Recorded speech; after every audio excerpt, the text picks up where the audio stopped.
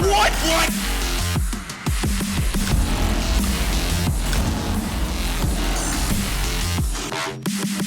I'm so good!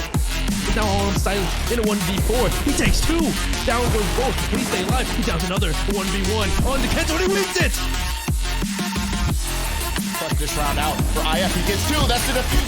That's huge. Mikey, no, so my! To drop. We're Subarctic is sprinting around desperately, and we're going to overtime.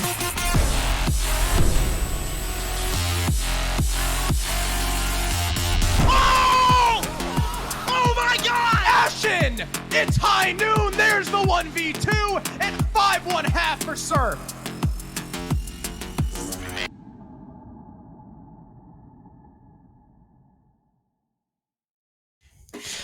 Hello, everybody, and we're almost done with Stage 2 of SCS Season 6. 2 semifinals tonight, and me, Lynx, joined with Benny, are both very excited to see how they pan out. Boy, I am so excited to see this. And it's just 2 great matches tonight, and one that I wish we thought maybe be the grand finals, but due to some, brackets, they're not quite the where we want to be, but it happens. Yeah, these are definitely going to be some very competitive semifinals matchups. Benny and I will be your guide through both of them tonight, and while it is not our first one, our second one is actually a rematch of last stage's grand final. So it's kind of what Benny was alluding to, that the bracket is not merciful sometimes, and that is one of those cases. Of course, tonight, it seemed like Wichita Wolves were not going to be very merciful to Chess Club when it came to that first map, but as we all know, in the end, Chess Club ended up coming away the victor over the CL roster that has certainly had its fair share of tumult over the past couple months. Yeah, that was that the clubhouse game was the tipping point right there. They had a match. Well, actually, all the matches were close, but this was 8-7 victory for Chess Club. They were on the grasp of losing 2-0 to Wichita Wolves, able to win that last round, then win against Wichita Wolves 7-5 on Chalet, the decider map. Yeah, Chess Club have certainly had their fair share of close games throughout the entirety of SCS, so despite how stacked this roster might seem, especially in terms of mechanical skill, as, well, most of Gunner's teams usually are, they have not had a very easy stage so far, and I bet their first game tonight, or, well, their only game tonight, versus Dallas Vendetta, which is our first game, will be a difficult one. Speaking of difficult, map 1 between One Shot and Mystic, I think was definitely a lot more close than we would have expected, given One Shot's current form. Yeah, that was it was interesting. It's Mystic picking Oregon, it's expected, and then One Shot having a difficult time at times with Mystic, and to make sense, it's Oregon, things happen. But then we go on a cafe, and well, One Shot and Cafe, everyone knows the story throughout this entire stage of why you would ban this map against them. Yeah, One Shot have been extremely good on this map throughout, not even just SCS, really just in general. I believe, correct me if I'm wrong, is this the map they beat TSM on, or was that a different map? It might be a different one. They beat Mirage on this map. Okay, beat Mirage on this map. Listen, yeah, Mirage at this point, like, easily, just like every other game so far. Yeah, One Shot at this point have built up such a pedigree in the past couple weeks that, like, saying, was it that map they took off TSM, or was it a different map they took off TSM? I think it was a different map. I don't remember, actually. I think they did play Cafe against TSM, but I don't think they won against TSM at Cafe. The point being, it doesn't matter the map. It's the fact that they did take a map off TSM and beat a Pro League team. So while you go find it out for your sheer curiosity, this is our 2 semifinal matches of the night. Dallas Vendetta versus Chess Club as our first, and then One Shot versus Wichita Wolves Academy. Again, as I said, a rematch of our Stage 1 Grand Finals will be our second match of the night, and neither of those 2 teams will meet each other in the Grand Finals, unfortunately. But as I'm sure you all know, or if you don't, when you take a look at the leaderboards, you might notice there are a lot of players missing in the league. That is because as the teams move forward, we get rid of the players on the leaderboards who are no longer in contention for winning the Grand Finals. So right now, the leaderboard is populated by our top 4 teams and the players from them. But again, Benny, as we said yesterday, most of these players were on there to begin with. Well, say it now, but Quartz is now leading the way on most of them. But yeah, like now the entry, now that Wichita Wolves off the board, well, Barring isn't the top entry role. It's now Giddy with +7. Yeah, Barring did have a pretty nutty entry stat as well, so shame to see him dethroned, but it makes sense that both Giddy and Newers take that top 1 and top 2 spot. Given Dallas Vendetta's increased pace, they've certainly been, those 2 players in particular have been very good in the early round and compensating for some of the failings on the entry in other parts of their roster. And of course, as you said, Quartz, who has had an excellent I would say stage, but just in general, he's had an excellent past month or so for One Shot, where for a while he was sort of kind of, I wouldn't say the weak link, that implied he like wasn't doing his job. He was, but he was always kind of in the background sometimes. He's really shown up in the past month. Yeah, it's been great to see Court just come back up. We've interviewed him a few times and talked about his, One Shot and how they've changed so far. And it's great to see this team really start to develop. And like I looked at before, they beat Mirage 7-2 on Cafe, but then they lost TSM 7-4 on the map. They beat them on Chalet, actually. TSM, they beat TSM on Chalet. I knew they beat them on one map. I couldn't remember which one. But again, Cafe's also like TSM's best map, and it has been for quite a while now. So not going to blame them too much for losing at it. But let's talk about our first game, specifically the teams who make up our first game. It's not One Shot. We've talked a lot about them. It's Dallas Vendetta and Chess Club. So to start, Newers remains a dangerous threat. This I do not have to tell you. He was their top performer last game, and the only map that Dallas Vendetta lost one-sidedly was the map where he was the lowest rated player by a wide margin. But when he is on, you cannot mistake his presence for anything else. However, that didn't stop West Garfield Park in Dallas Vendetta's quarterfinals game from overwhelming them in many aspects. Perhaps it's because their other entry, Kento, has been having a little bit difficult of a time recently, or maybe it's because that West Garfield certainly, one, played aggressive, but two, did things just purely to overwhelm what Dallas Vendetta were doing. You can't describe Chess Club in many other ways other than that kind of play style. Oppressive, and one that can certainly overwhelm Dallas Vendetta in the same way if they're not careful. That's going to be good to see because, Chess Club is, like you said, they've had that aggression. They've had a style of gameplay that may be too much for Dallas Vendetta. But hey, look at the roster for Chess Club. Who are Dallas Vendetta going against today? I'm pretty sure everyone knows these names at this point because they've been playing pretty heavily, especially with a name like Snake, Doc, Bills, Mr. B, and Gunner. These are teams you would know if you've paid attention to the amateur scene. And but the big thing here, don't give Newers an opportunity. We talked about being able to stop him the other day. Someone needs to either stop him or don't give him those kills, because we've seen him take a kill and go a mile and take that entire round in his hands.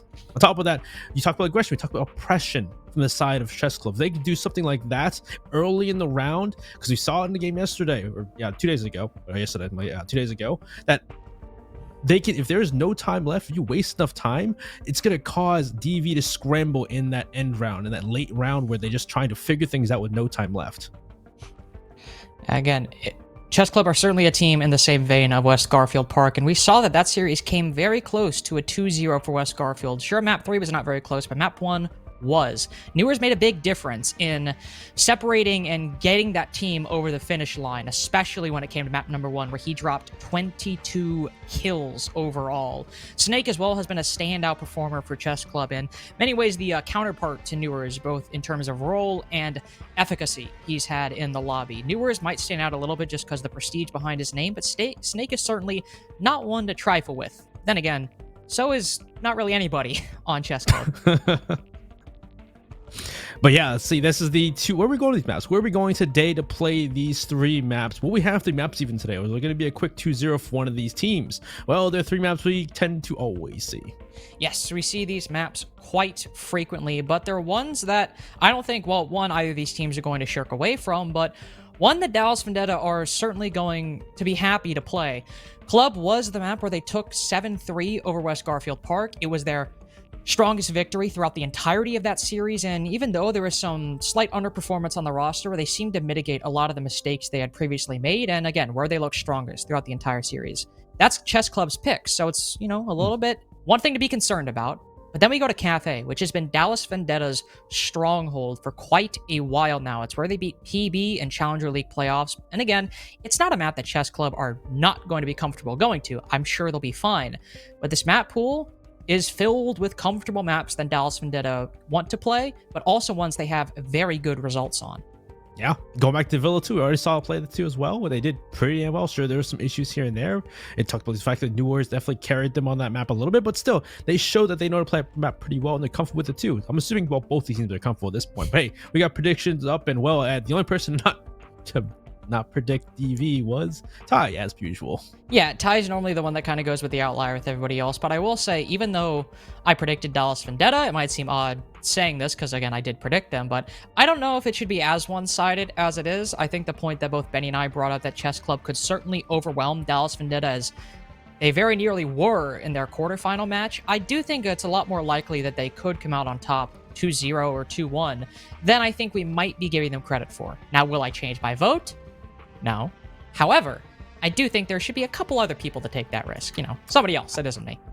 Hey, well, everybody's got their faith in Dallas Vendetta. Let's see if it's well placed per se, or if Chess Club, as per usual when it comes to these predictions, prove us wrong, as many teams have done in the past, and it's always fun to see.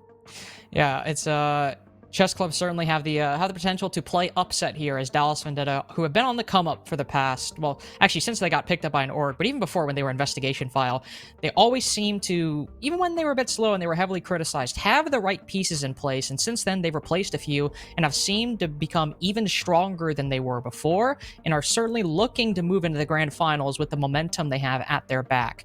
Chess Club aren't necessarily an underdog, but they would very much upset that storyline that has been building since Investigation File was picked up and given a new org under which they can, fly their banners.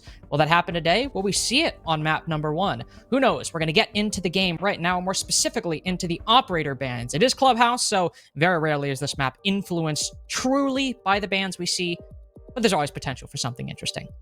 All right, so I'm just going to go with the same old. Thatcher, Hibana, Mira, Valkyrie. Actually, maybe we'll Wamai instead of Mira, actually. I'm going to go Wamai, actually. So Thatcher, Hibana, Wamai, Valkyrie. On Club, it's a fairly safe bet to go with that with that standard 4. If it were another map, I'd say, I wouldn't be so quick to go with it, but I don't think that's a terrible bet. Maverick might be the only change on the attack, and he's the one you will see. Already. But still, you went with Thatcher, Hibana. The third most likely option after that would be Maverick. Hey, this is Hibana, though. That'd be nice, though. It's always nice to have a clubhouse with Thatcher available and Maverick Hibana banned. Oh, no, it's me, Thatcher. Well, nothing too crazy. But this does basically make Cade a necessary ban after this point. With Hibana up, thankfully, opening up those hatches, assuming you get the Cade off the board, will be a lot easier. But Chess Club will gamble a little bit. They'll ban the Mira, and here's the one thing they need to be careful about. If Dallas Vendetta leave that Cade up, they get to abuse it for their defensive half, which they are starting on the defense, or will they decide to ban it out anyway? That's the question. Because either way, even if they don't, if they try to abuse it, they're just going to run into the same issue when they're on attack, which could easily be a swing back in the other way. So the ban Kaid out makes sense. You leave Valkyrie available though, so and both teams, I wonder how they're going to be able to use that correctly or use that aggressively as you. And talk about Chess Club, that oppression when it comes to defense or attack. We'll see if that comes up. Defense first for Dallas Vendetta. Let's see what they have up here for us. Well, I know Dallas Vendetta, both Kento and Giddy have played, but especially Kento, though back when he was not on this roster, played Valkyrie very extensively when she was left up. It appears that Giddy might be bringing her right now. Could see a 6-pick just to try and scare the attack. That is what he will do. He'll instead go to the castle, which for a gym bedroom defense definitely makes a lot more sense, especially if Newers is playing the bandit. You want to place those bandit batteries in that wall or even actively bandit trick. Those castle barricades put on the gym window and the gym doorway will be a lot more helpful if you want to go for a more active denial of that wall. We'll also see a plethora of hard breach on the attack with the Ace and the Thermite, and Doc, who's on Buck, not a hard breacher, but might have some hard breach charges in his back pocket. Have to see if he does end up having them. That would certainly give Chess Club a wide array of options for how they want to take this. They could put some focus on Platwall, use Gunner or Doc to open that up, or Mr. B, too, I guess. And then focus entirely on Jacuzzi Wall, getting through those castle barricades, through those bandit batteries as well. Dallas Vendetta have chosen to full reinforce that plat wall. Sometimes teams will leave it soft, but this time they will full reinforcement. So no matter which side you want to take this on, you will have to use some hard breach to open up both that plat wall and, of course, as you'd expect, the Jacuzzi Wall. Yeah, it makes sense, though. I think it's interesting. It looks like he does actually, I think I saw for a second, he actually did have the hard breach charges or the can openers in hand. So yeah, like I said before, that's a lot of hard breaching available to the attack of Chess Club. And well, with the buck in hand too, you can go below and try to deal with any utility on sites using that buck inside of the bar. And we get some spots where you try to open up below, and some of those spots you see defenders sit in, whether it be by the bed, whether it be the rotate between bedroom and gym. And maybe even in bathroom, you can open up a small hole near the wall, which can at least maybe throw grenades up that way too. So we'll see if they're here, and then maybe want to stop the bandit of Newers for the moment, who's gonna be sitting here by the wall. Grenade coming through after burning with Mukubian ADSs. They'll destroy both batteries, but Newers still has 2 in hand. So will he be able to bandit trick? No, the grenade comes off, pulls him off. He get it in time. No, he won't. It goes off. Actually, he does get it in time. I thought he was too late. No, and Mr. B actually just placed it on the correct panel to dodge that bandit battery, but it was a little bit too close to the middle, and so it ended up getting destroyed by the bandit battery. That's why you don't put the gotta put it on the one side or the other. I mean, to be fair, I thought it was gonna be far enough away from the bandit battery to make it out, but that's the problem sometimes. You gotta be careful when you place those exothermics when there's somebody actively bandit tricking. They'll instead completely leave the jacuzzi wall for right now. Go over to plat wall, use his final exothermic. And again, the nice thing here, you have 2 Selma charges, you have 2 Heartbreach charges. I believe Gunner even opened up that jacuzzi wall with one of his Selmas, so it's not like the damage is total. There's been some recovery. Yeah, they have a lot of things in store, and a lot of things, you know, they have redundancy, which is good for these situations when you have to deal with a bandit tricking like Newers. So far, they've gotten both. They've gotten plat wall open, they have jacuzzi wall open. So step 1 kind of done for these teams. Now the question to be, what is going to be the focus for Chess Club? Are they going to focus on dealing with that extension? Maybe they're going to have 2 working gears. Maybe, oh, great intel from Snake, knowing one's below on main stairs. You can get that pick onto that player, make it easier for the push later on. As he's, you know, it's going to be, you know, in Rio walking around, maybe looking to do a flank up those main stairs or up those red stairs later on. Sure.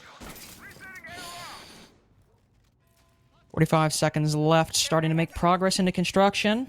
Those will activate his Yana clone, see if anybody's playing close behind that shield or by the bedroom or by the mattress. Does not spot anybody there, but it's a 5v5. There's been some attempts in that vertical play, but nothing too solid, nothing enough to push Dallas Vendetta far out of their positions. They'll start making inroads and holes in the logistics wall, but a smoke canister goes out, stopping their progress. Inrio 2 could put a knife in their back if the attack is not careful, just as the Zofia Snake might be able to do. Inrio strikes first. He packs up 1 with Snake down as well. The flank for the attack does not work out. Vivid might be the first to fall for the defense, but it's still looking very good for Dallas Vendetta even now. But there's Inrio still in a reign of terror inside of Cash. Bills hops in bedroom window to try to bring back this round. He'll put Newers to 1 HP, and Inrio finishes off both of them. But still, a very slow round by Chess Club gives Dallas Vendetta the victory. Yeah, that was a round where not a lot. Again, they did the first part, which is open up plat, open up jacuzzi. Sure, they lost 1 of 6 in charge, but they had a lot in redundancy. They had, you know, can openers, Selmas, exothermics to go off of, so it wasn't a big of a problem.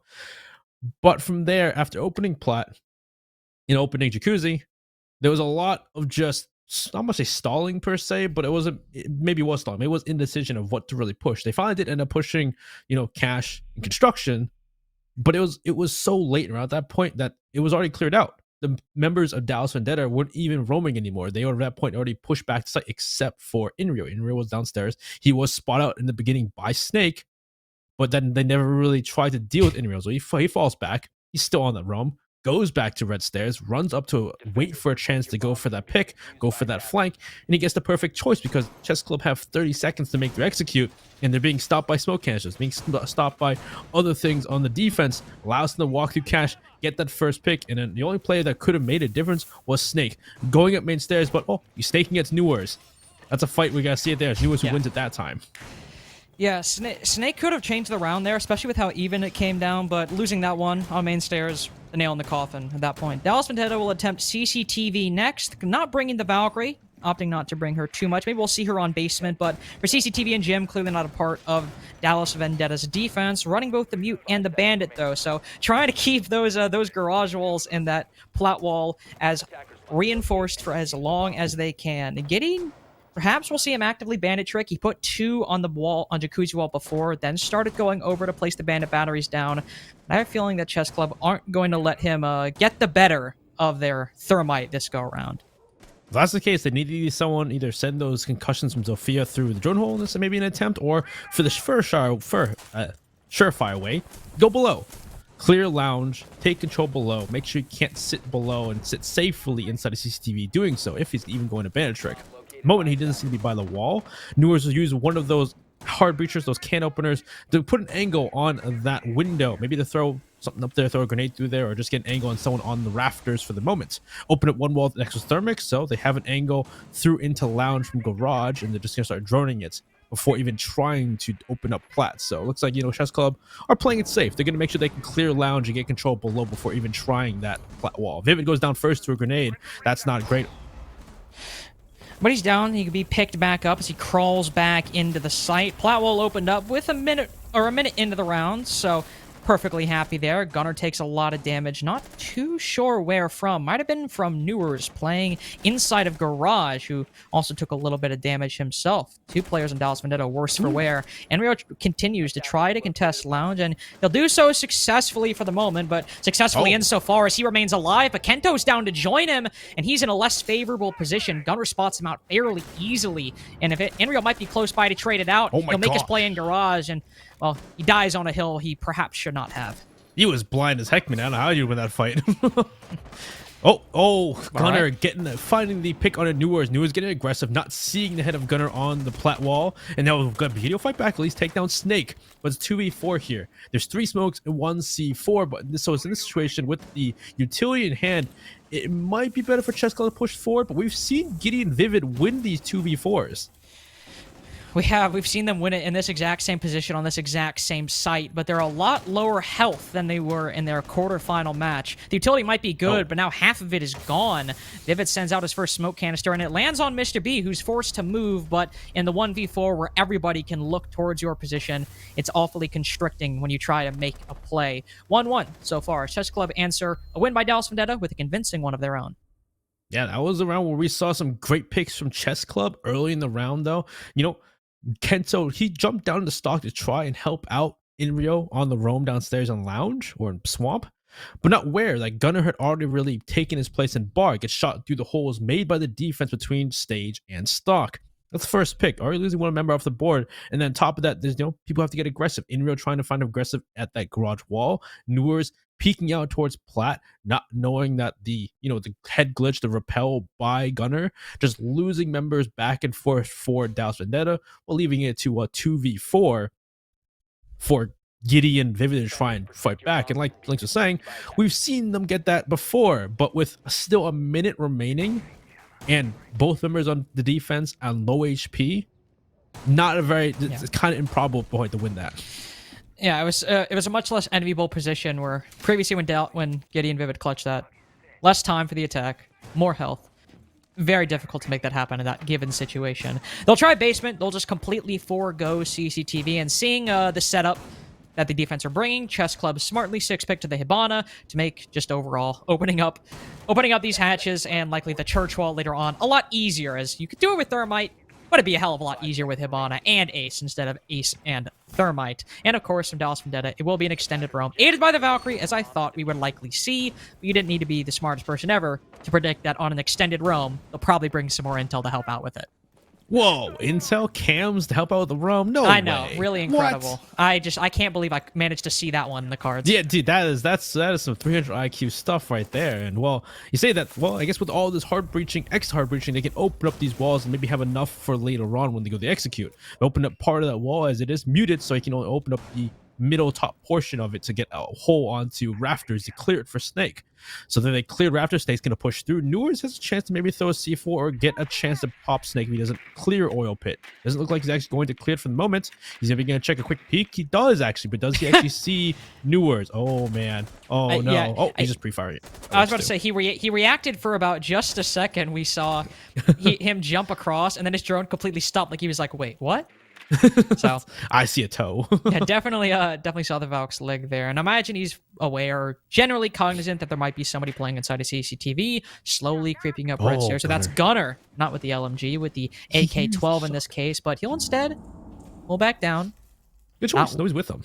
Yeah, that's what I was gonna say. Doesn't need to start going yet. Let Snake get into position, but there is quite a lot of time being burnt by the defense if they're not careful. Snake on ADS is at the wrong time. It takes a lot of damage as a result, but it's Enrio and Bills who suffer the most in the first 30 seconds of this roam clear. Both line up for Snake, but he only manages to hit a couple of those shots, but it's on Gunnar to make the high impact play. Well, never mind. Snake gets the first kill, but Gunnar, he can be on cleanup duty if he wants to. Kento will send out a C4 as he knows he's playing his life now, and he's not even aware of the Ace's presence, who's now moved into cash.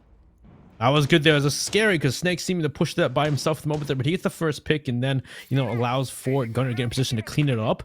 You still have 2 people. Newer's looking to maybe aggress forward because having lose 2 members, you need to cause some more disruption if you're gonna take this round back or get some picks. In Rio in a position, does see one in the bathroom, great shot in the Bills, sees another Billiards, Mr. B, great refrag there. C4 come from Newers, he's gonna wait for maybe some intel from his dead teammates, but now Newers and Vivid in a 2v4 once again like last round, but it's Newers and Vivid rather than Giddy and Vivid.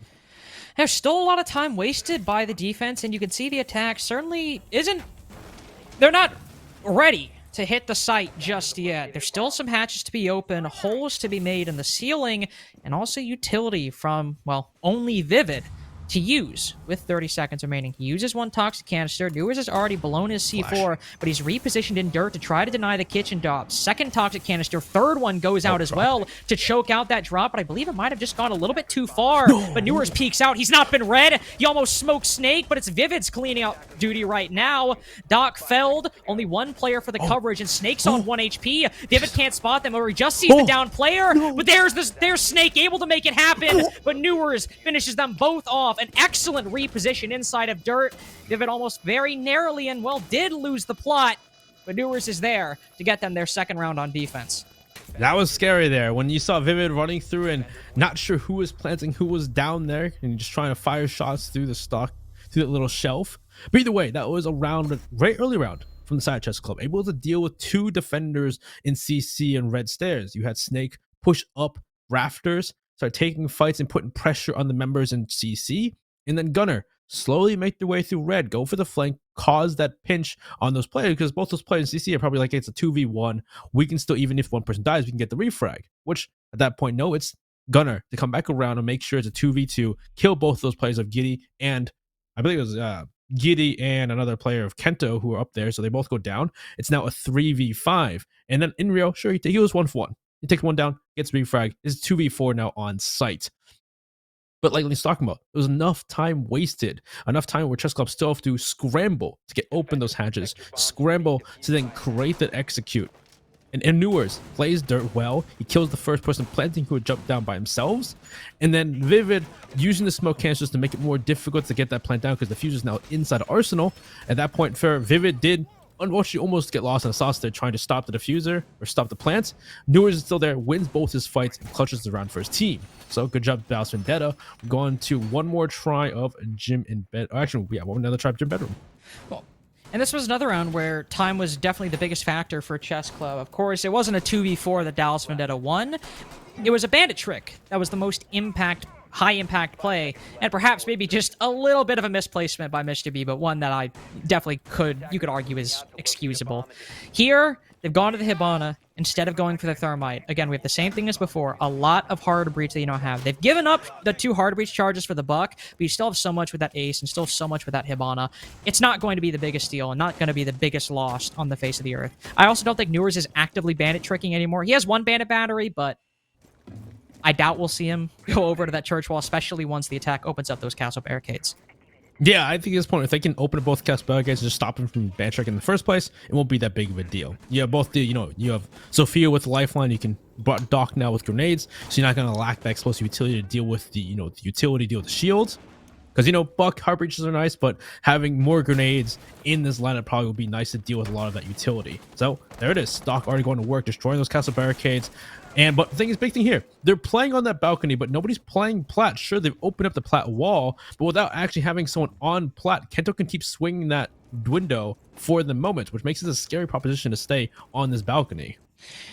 They do have Gunner watching all the way from on top of Gym, so it's not like they don't have any coverage, but your point is certainly accurate. A player on plat might be a bit more immediate of a counter, whereas with a player playing in that position, it might help, but nobody is watching the direct bedroom window. Vivid is able to get a nice angle onto Snake. Kento too, since nobody's on plat and perhaps the coverage lapsed by Chess Club, he compounds the first loss of Snake with a kill onto Doc. Bills is down below, so it's an effective 5v2 right now with 2 of the attackers outside, and Bills hoping to make a play from down below. He has 2 grenades to make it work, and Giddy or Vivid are both susceptible to that. Yeah, this is kind of a situation where they have to figure out if they can find a weakness in this defense. And is it still just 1v1s here? Bill's below throwing grenades, trying to deal with some utility on site. We saw last time it was Snake trying to make this flank up the stairs, and Newers who stopped him. We'll see if that happens with this time with maybe Newers and Bills. But Mr. B did open up the hatch into office. Oh, jumps right in actually. Does no one even read this? He sees the head of one, but it's called out. One's inside of sight. He's gonna get killed by Newers at that point. Giddy's got to hit Gunner. At that point, it's just Bills in a 1v5. Not much you can do here, really. He's gonna see one player inside of Logi. He's gonna see another player in bedroom. Well, not much you can do here. There we go. Yeah, obviously when you're in a 5v3 like that and you're not really able to find an entry in, nobody on the defense is giving up picks. You just have to make a play, and Mr. B, unfortunately, in a less than ideal position because since they were not able to find a kill, he starts getting shot from bathroom, starts getting shot from Logi. The nades below might have made a difference. Could have taken out mainly the bathroom player. I was Giddy, but the nades did not find their target, so you're just left to jump in through windows and hope you can win your fights. Sadly, it was not the case, but overall, again, it was another fairly slow attack by Chess Club. This more so just compounded by the playmaking from Dallas Vendetta. Vivid able to get that kill on the highway window. And since I think overall Chess Club seemed to be doing a lot of repositioning, Gunner was initially watching the CCTV window, then fell off. So I don't know if there was anybody watching. Maybe Gunner retook a position from a different angle. Or hell, maybe Kento just got lucky with timing. Whatever it was, once those first 2 kills came out on the balcony where the attack, all they got was Jacuzzi and Platwell opened up, and they were only actively using one of those. There's not really much you can do at that point if you're stuck outside and the defense doesn't offer up any kills. Yeah, especially on a site like that, if you don't like have anybody really pushing through any utility to open a bathroom to create a a sight line in sight, or you push construction, it seemed like at that point, yeah, Chess Club put a lot of stock in trying to get kills from the windows, but without having someone on plat to cover you, makes that difficult. But hey, we're on CCTV once again, where this is where we saw at least Chess Club win before. It was a good round where they're getting opening picks of members downstairs like Inrio, like Kento, and then finally picks of members on sites. Just getting those kills you need to, finding aggression from Dallas Vendetta and punishing for it. If they can do this once again, we'll see. As looks like they are maybe getting aggressive once again on Dallas Vendetta's side. See, Newers try to give that window a couple different tries to make the pallets disappear stealthily, perhaps. Inrio waiting for a sound cue, maybe a repel or maybe someone to sprint by, but here's a Claymore placed outside. So Inrio's like, nope, I'm all good. I'd prefer to stay alive. Oh man, yeah, it's just waiting for it. Because last time too, yeah, we saw them open up garage, we saw them open up, plat as well, and it just spots like playing inside of stock where they get picked off because they push bar, getting picked off when they tried to swing onto garage. Maybe a bit different this time, as looks like it should be the same story, the same lineup from Chess Club. So I'm assuming they're going to open up that wall from garage, open up plat, and that'll be the general start. Gunner looking to throw some things to destroy those bandit batteries from the window rather than going below. So grenade comes through. C4 though, and Newers gets the first pick on a Gunner peeking out from rafters. And that's just ridiculous confidence by Newers there, who nails 2 to the wall outside of construction. No need to get that aggressive so early on, but clearly Newers was not content with the pace of that round going at a fairly normal one. Wanted to speed things up a little for Dallas Vendetta. Giddy, of course, now feeling a lot less pressure, especially since one of the main hard breaches for the attack is dead. But Kento's caught rotating back through construction. And as opposed to the gym defense, now Chess Club have a little bit of an opening. Yeah, they've gotten one pickly, so they've cleared out one side, but there's still a person roaming. It's Inrio. If they don't fully clear out this far side, at least drone out gym and bedroom, Inrio might go unread, and if they do go for that split push rather than pushing garage, Inrio may be a thorn in their side. Still trying to come out, still figuring things out for Chess Club. I believe they've opened up plat. Maybe did they open plat actually, or not? If they haven't opened plat, that leaves a lot of room for the defense to play around. They haven't actually. Wow. Well, that is truly unfortunate. I mean, you don't really have many options unless they want to try to... Okay. I was going to say maybe try to find an angle to shoot them, but Inrio is caught rotating by Doc playing downstairs. And now, Chess Club, they have this moment. They have the moment they can seize. It's not like it's enviable. With plat wall closed, Giddy can play in whatever position he wants to in that area. When you enter, you still have to win your fights, but Doc's down below. He can use that skeleton key and still make the players playing either inside of server or inside of cache a little bit more uncomfortable. The Runegate on CC window reactivated, so if the player wants to jump in through there, they'll lose half their HP in damage. Newers also still has garage, so he can try to take a fight with Snake on the CC window. Not a one tap, but definitely felt like one in terms of satisfaction. And Doc, very unsatisfied with his team's performance in this round. He's been a bystander down below. He'll make the final play inside of construction, but he's just the 4th in Newers' arsenal, or in his bag, and he'll walk away from the round. 4 kills and 4 rounds for Dallas Vendetta.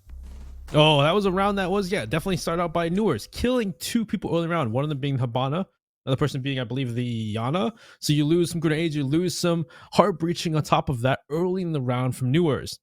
So at that point, it's, it's 3v5, but you find some good picks. Chess Club are able to even it up, getting 2 players rotating, Kento and Inrio. So at that point, you're late in the round though, but they haven't opened up plat. The only wall they're able to open up was a single panel between cash and construction. So that's the only angle you can push from. So unless Doc was able to make something out of that skeleton key downstairs, or if they were able to somehow get these picks from construction, that round wasn't going anywhere. And you saw right there, Mr. B goes down, Snake gets taken out. It's Doc by himself in a 1v3. He's got to run into garage where there's a default cam watching a position. End of the round right there. So good job, Dallas Vendetta. They're looking to make this a 5-1 to go back to CC.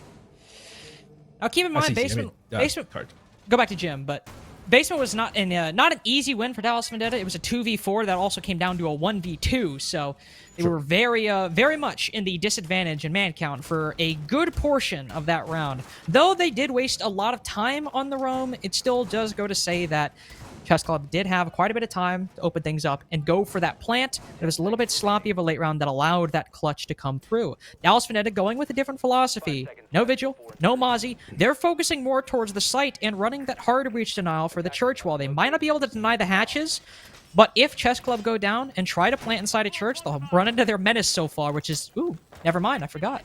So you can still go with an extended roam and use these bandit batteries to deny both Jacuzzi wall and plat wall, which is the strategy they're going for. Yeah, maybe this time around they're going to go more for just wasting time rather than trying to get kills on this roam. Just waste some time, make sure they waste utility trying to push them out, and then whenever they do start pushing, just back off. I see, yeah, they've set up a lot of both castle barricades, they have walls reinforced and electrified. But at this point, if Chess Club really this, they could try to push the site. But again, with all these things open, this could be an easy way for Dallas Vendetta to rotate back to site. Oh no! Oh no! The entire server's dying. Well, that's tragic. What? Smoked, I guess. That doesn't count. That doesn't count. Yeah, I don't think that one counts, guys. That doesn't count. I'll be honest. I don't think we're counting that one. look at the dude. I wish they could see this. This looks like madness. Yeah.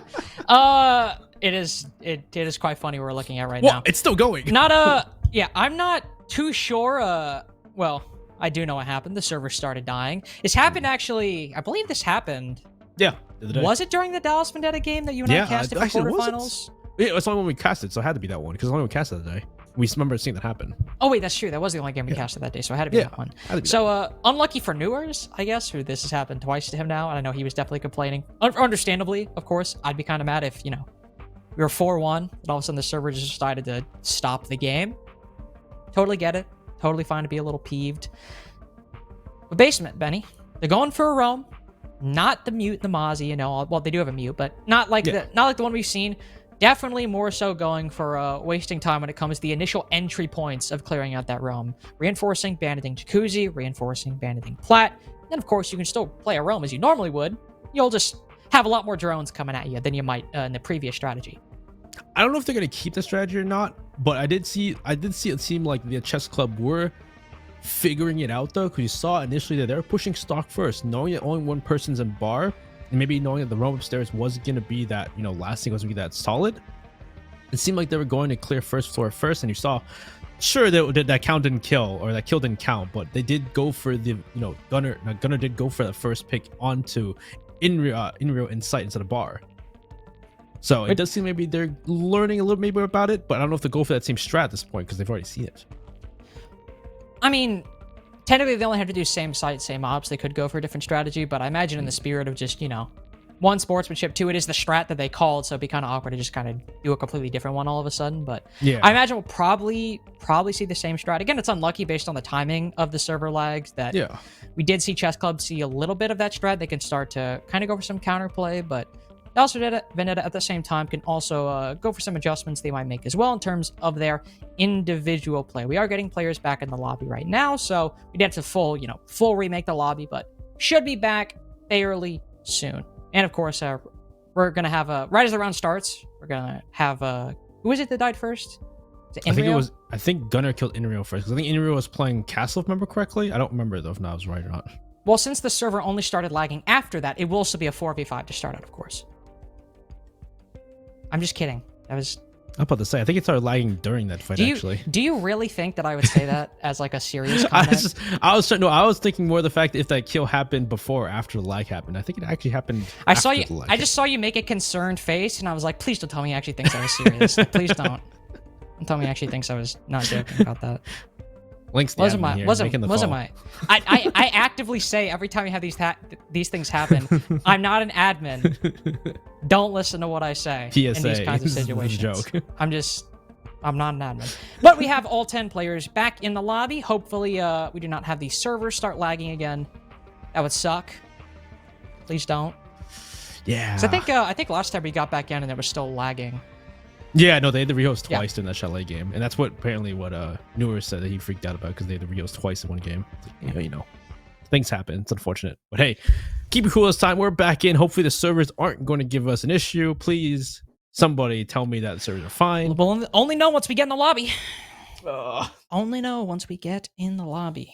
Hopefully, no one has a cursor bug. Please don't. That'd be really funny. Dude, Wimpy's power goes out. He's not even playing, but his power still goes out. Oh, dude, I had the weirdest thing the other day where power in the house is only not working in certain rooms. That is weird.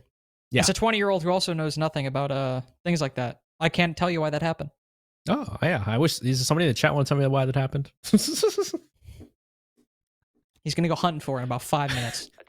Better see responses. Either way, hey, we're back downstairs. Same lineup, of course. You got the stick of the same operators. I don't know if was Mr. B Nomad. Yeah, he was. I can't remember actually. I have no clue. I can't remember. At least I think he was. Let me check. I don't remember at all.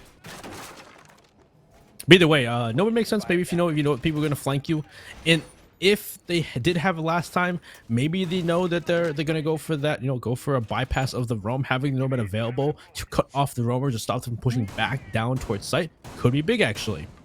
But either way, again, this roam is going to be, because last time we saw they were pushing that first floor first. They were trying to deal with Inrio inside of bar. Gain control of bar, gain control of the hatches, and push straight towards site would be maybe a better choice rather than trying to push the roam, push the characters who are trying to waste time in utility. Actually, Mr. B was not. I was about to say, Mr. B was not Nomad, actually. Oh, he's dead now. I went back and looked at the stream, and he was Thermite, so...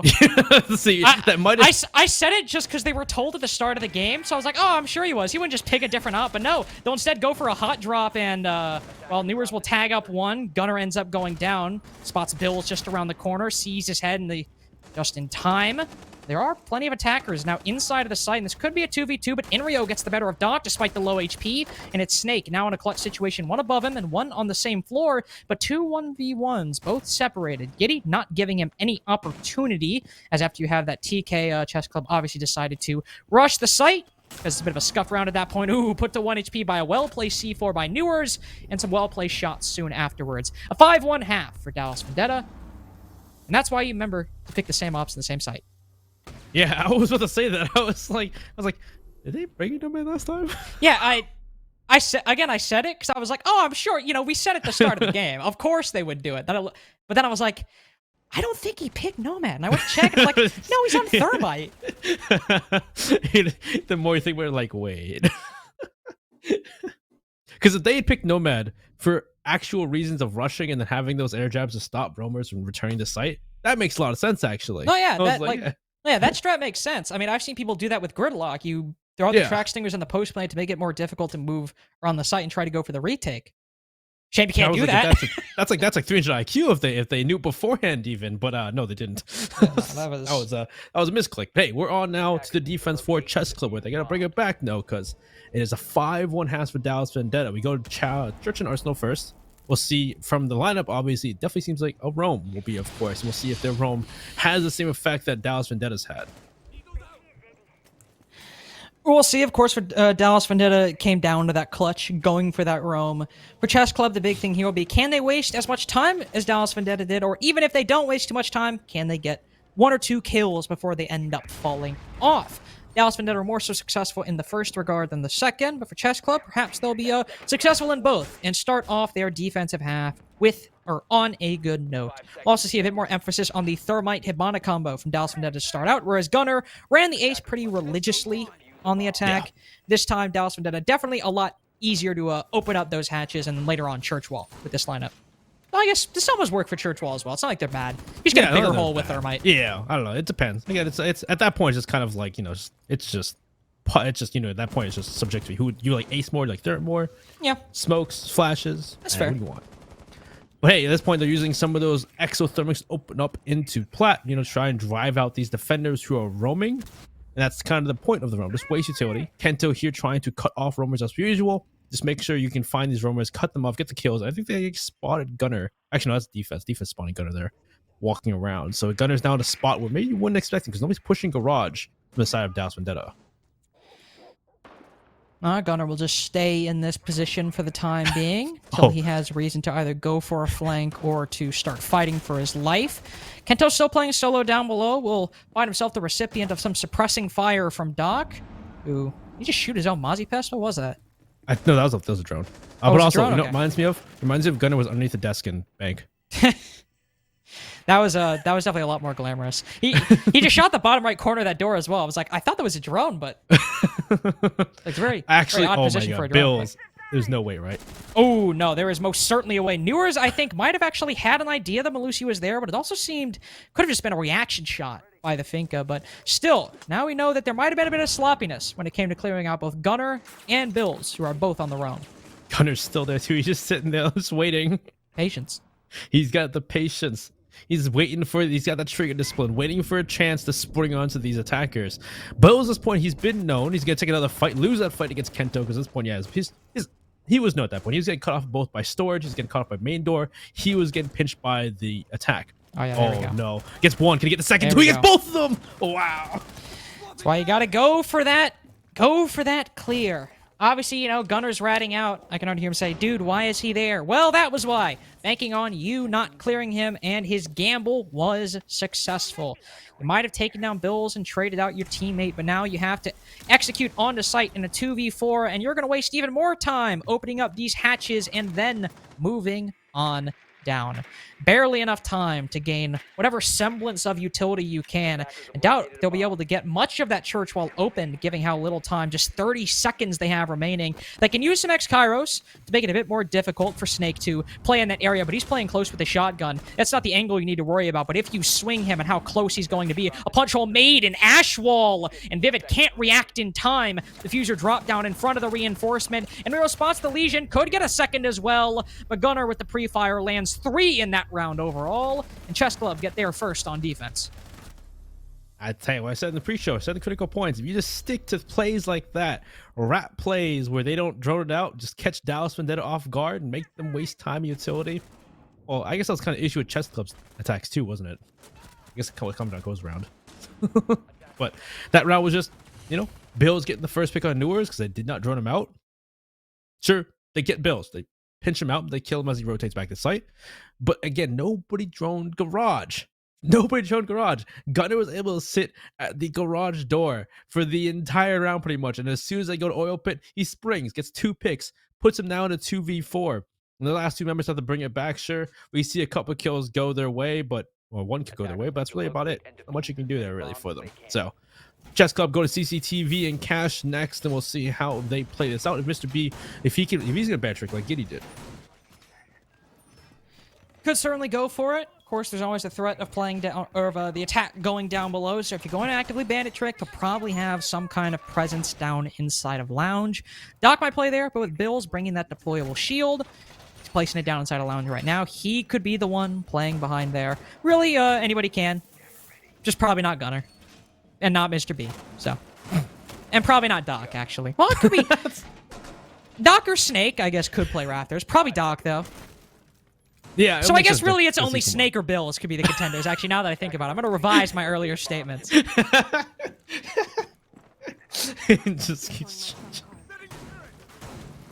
Oh, that's great. But yeah, no, it should be Snake or Bills playing for that role. You see all these prismas going out to make it more difficult to push swamp or push downstairs, or at least if they were to try and destroy these prismas, it would make notice where they're pushing. First and foremost, open up that corner of the garage, see if you can get angle on rafters from outside to make it difficult for people to rotate. And wow, why is that the mute jammer and the bandit battery? So, all right. And okay. What's the point? It's gonna get destroyed anyway. It's right next to it. What, do you think they're gonna miss it? They're only gonna shoot the bandits?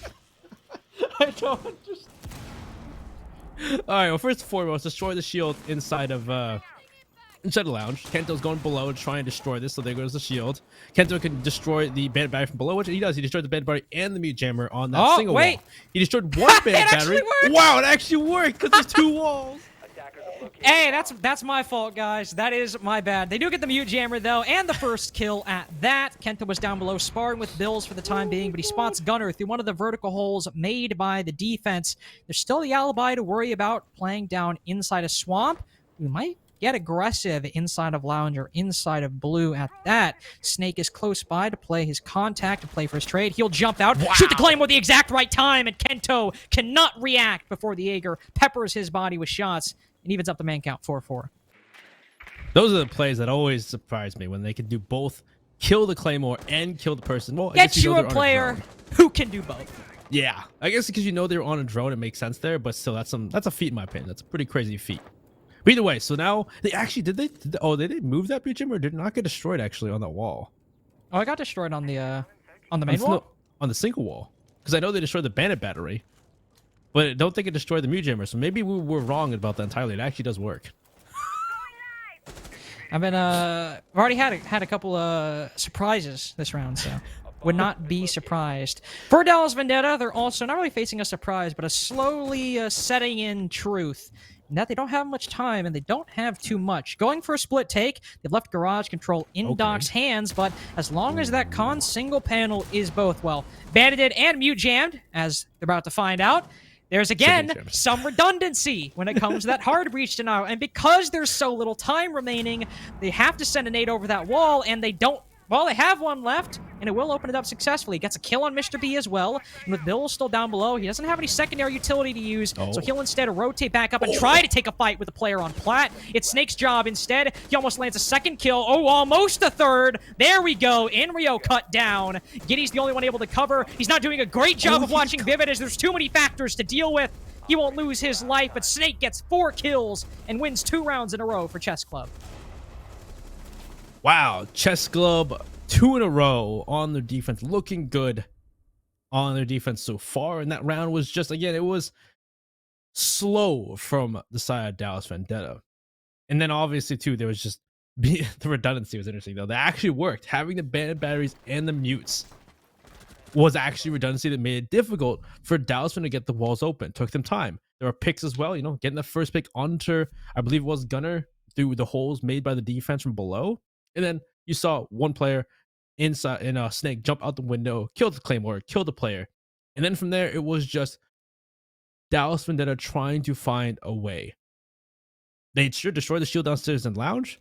Sure, they destroyed the bandit batteries by all they thought they thought at that point, but they didn't expect the mute jammer to still be there, so they had to waste more time. You throw grenades, throw in other things to destroy it. I still can't believe it worked. It worked. The fact that both times, in both engagements, when they shot something from below and they blew up the bandit battery, it didn't destroy the mute jammer. The second one worked because of time. Or, well, it almost worked because of time. They still managed to destroy it. The first one just worked just purely because of the position of where Kento decided to blow up the bandit battery. So that one was a bit more of luck.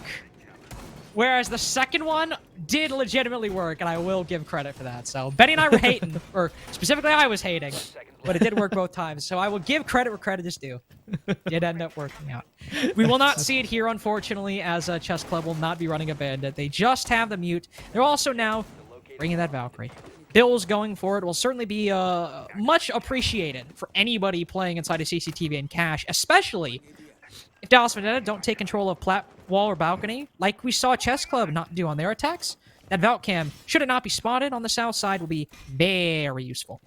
Yeah, I would hope that they don't, just Dallas Vendetta can at least have someone plat wall to hold it, so they They can, if they're going to use highway, if they're going to use balcony, you need to have someone on that plat wall to cover that. And of course, Vivid will be the first to open the plat wall. Kento looks to be the one doing so, and did they destroy a drone? I don't know if they did or not.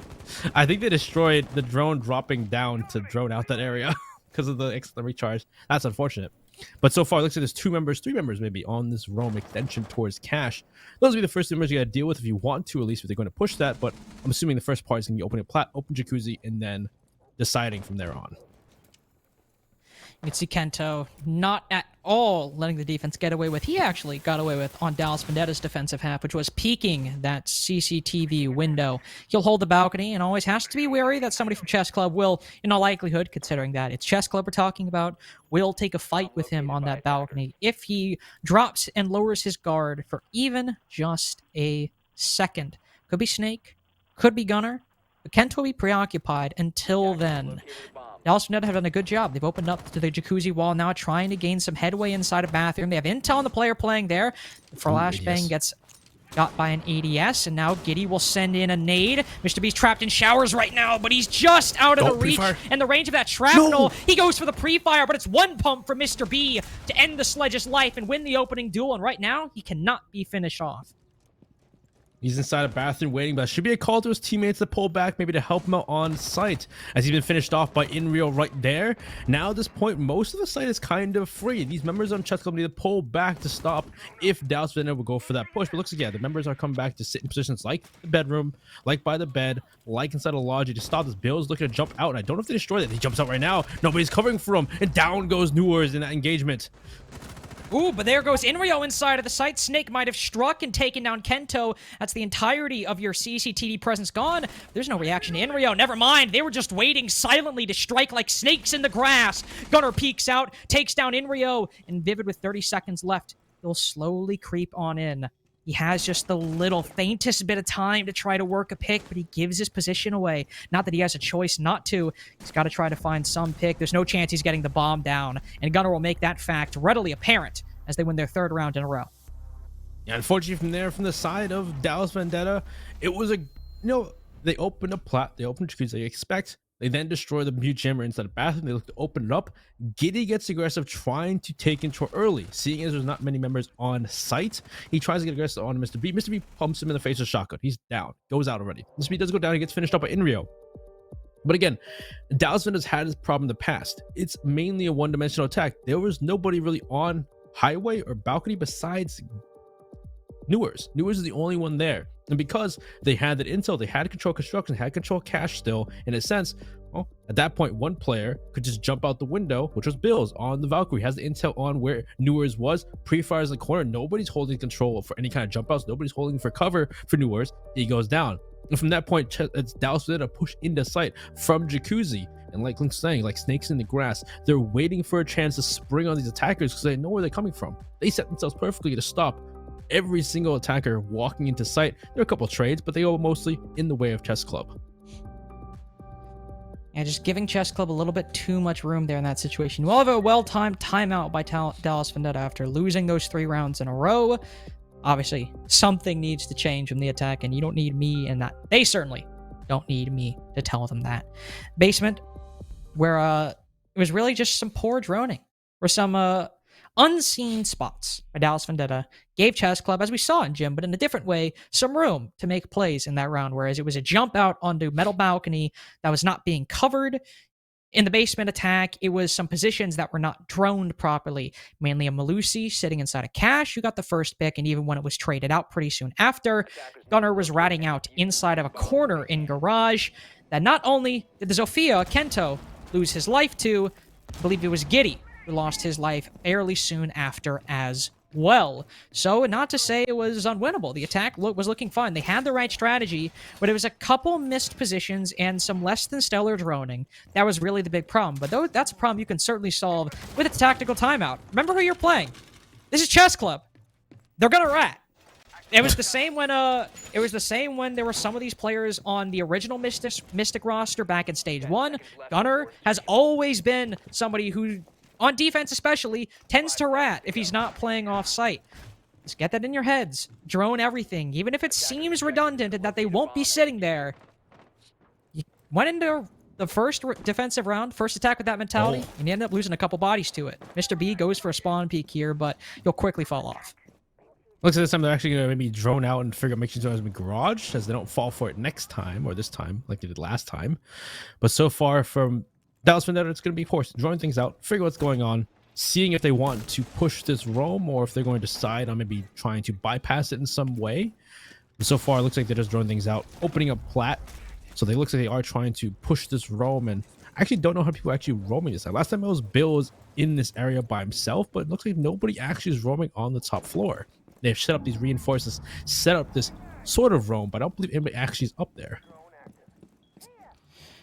Not appears most of the defense has fallen back in the first minute. Not wanting to give Dallas Vendetta too many picks. Also knowing that they'll still have to full clear a lot of this upper floor just to, again, be careful of those kind of rat plays. Dallas Vendetta will, in a sense, waste their own time because of the strategy Chess Club have gone for, which is just play the mind game. Do the unexpected thing for your team, and that's not take fights. Just go back to the site and wait. It does give Dallas Vendetta some room. Once they realize what's going on, they will be able to move to that bottom floor fairly quickly, but for now, for the first half of the round, they've not made too much actual progress, but as I say that, there's Bills creeping up red stairs with Gunner close by. He's heard Newer's vault out, and the Mozzie has fired some shots to maybe try to give his position away and bait them out, but Giddy, he is not a fool. He anticipates that play and gets the first pick. Yeah, rather than being in places where they didn't drone out, re-aggressing, going up those stairs could be a different issue, as you already see Bills go down. Newers is now, they're droning things out, make sure nobody re-aggresses. Gunner was on secret, he was on blue stairs, but he's backing off for the moment. With a minute left, there's still time for Dallas for them to work this execute. But we've seen them in situations like this past. This is where we need to see them really expedite their push, figure things out, and start making this execute happen. Because at this point, it's Chess Club. Chess Club's waiting for this push. At this point, they can open up the hatches. There's no impact tricking happening. So at this point, Newers, if he can make this happen. This could be huge, but the Banshee gives his position away, so he'll have to pull a little bit back. But Kento's close by. They can get this pinch. There's still somebody playing close, not on dummies, but at the Arsenal wall. Kento can't react in time. Now Gunner can fully support the player playing behind Jen. Newers just spots one, but it's Giddy with his second kill of the round. And we're back to equilibrium between these two teams. He'll send a nade on down as with 25 seconds left. Dallas Vendetta finally going for the push, but Snake's playing close with a shotgun. They have to deal with this, or at least be weary of it, because just 2 shells could seal this round and give a 5-5 for Chess Club. The church wall opens up. Snake's facing a hell of a lot of pressure, but he might be able to withstand it. The first one falls, but the other one's at too long range. Giddy, his third, but Doc and Gunner can still play out the 2v2. They just have to take a one with Giddy. Each of them overwhelm the coverage. The bomb's going down successfully. The C4 goes out, but it goes too far. Doc knocks the head off of Inrio. Giddy reacts in time. He's in ace territory, but Gunner's better in this situation. 5-5 defuse for Gunner. Chess Club have won 4 rounds in a row. Oh, what a round right there. Chess Club able to bring it back, but just, again, a bloody mess for Dallas Vendetta. Early in the round, they're able to kill Bills. Bills try to re-aggress up the stairs. They waste a lot of time, wasted some time on the roam clear. There was no re-roam from Chess Club. They were just putting both mute jammers and Mozzie Pest to waste time, waste information for Dallas Vendetta, make them take the time, but then it just came to executes. It came to the fact that, well, blue didn't work out for them, unfortunately. Blue was not the play, unfortunately, for Dallas Vendetta. Both members and Newers and Kento go down on their engagement in blue, but it allows for Dallas Vendetta to then push from main stairs, get the picks into blue, into Moto, from Moto side towards blue, open the wall up, and sure, you see a pump, you see one player get a kill and Gunner try and stop them pushing through, but they're still able to make those happen. They're able to so get that plant down.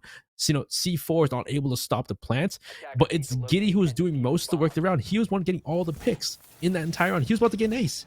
So it's just interesting the fact that Dallas Vendetta couldn't make anything happen besides Giddy when it came to kills. Now we'll go to CCTV, as really every round so far, even then that one on basement, still seemed to be in Chess Club's hands, just varying degrees of it. This round there was a 4K from Snake, but it was still overall definitely a Chess Club round. Kento might have got the first pick on Gunner, but it was quickly traded back. And Dallas Vendetta went for that split take, and Benny, oddly enough, we ridiculed it, but it was a mute and a combination of a bandit battery, or bandit batteries, I should say, plural in some cases, on both the plat wall and the con single wall. that stalled out Dallas Vendetta when they went for initial push to open up plat wall and their split take later on to open up construction. Now, in this case, will they fall for the same thing? It doesn't appear the Gunner's even placing mute jammers there, so. Well, there's mute jammer on the single wall, but I didn't see one on the... Oh, on the plat. But looks like they know one person may be inside of secret. Grenade comes out, but looks like he thinks on the stairs he's going to run away. Snake's going to find his way out of that situation, stay alive, and just wait for a chance to maybe flank if he gets that opportunity, per se. At this point, looks like that Giddy's going for a solo clear on the other side of the map, and they're looking to once again clear this lounge, clear swamp, use some of that vertical control to deal with these bandit batteries, deal with these mute jammers. Bill has always got a great angle on some main lobby by himself, though. I wonder if he'll be able to stay alive. How long will he stay here? This could be a big pick by Bills if he's able to take down Inrio on the Hibana. He'll send out the flashbangs instead. Just Util clearing, playing disciplined, instead destroying the shield. And Bills will likely feel dissuaded from taking this fight, but Inrio keeps trying to peek. He's thinking about taking it, thinking about trying to give an opening for Dallas Vendetta. He'll take a bullet in the shoulder and likely feel not excited to take it again. Snake downstairs, now looking to make his way up, but Giddy is in bathroom. He knows that there's probably somebody wanting to go for a flank who's moved down into basement and will move up through the map, and he will hold this angle for the time being. Snake aware of it? Or will he continue just to play here passively? Time's wasting, though. Looks like the least destroying things, opening things up for the side of Dallas Vendetta, but so far the only thing that's happened, it looks like Giddy will fall off that position, so he's going to go back to his team, rejoin his team, and pushing Garage, because now time is slowly running out. They have to focus on one objective next. Last time went for a split tag, this time they're trying to get open plat, take control of Garage. Sees the head of one, it's the Wamai of Doc, but so far they haven't really opened up Garage, haven't opened up a real way to deal with Doc.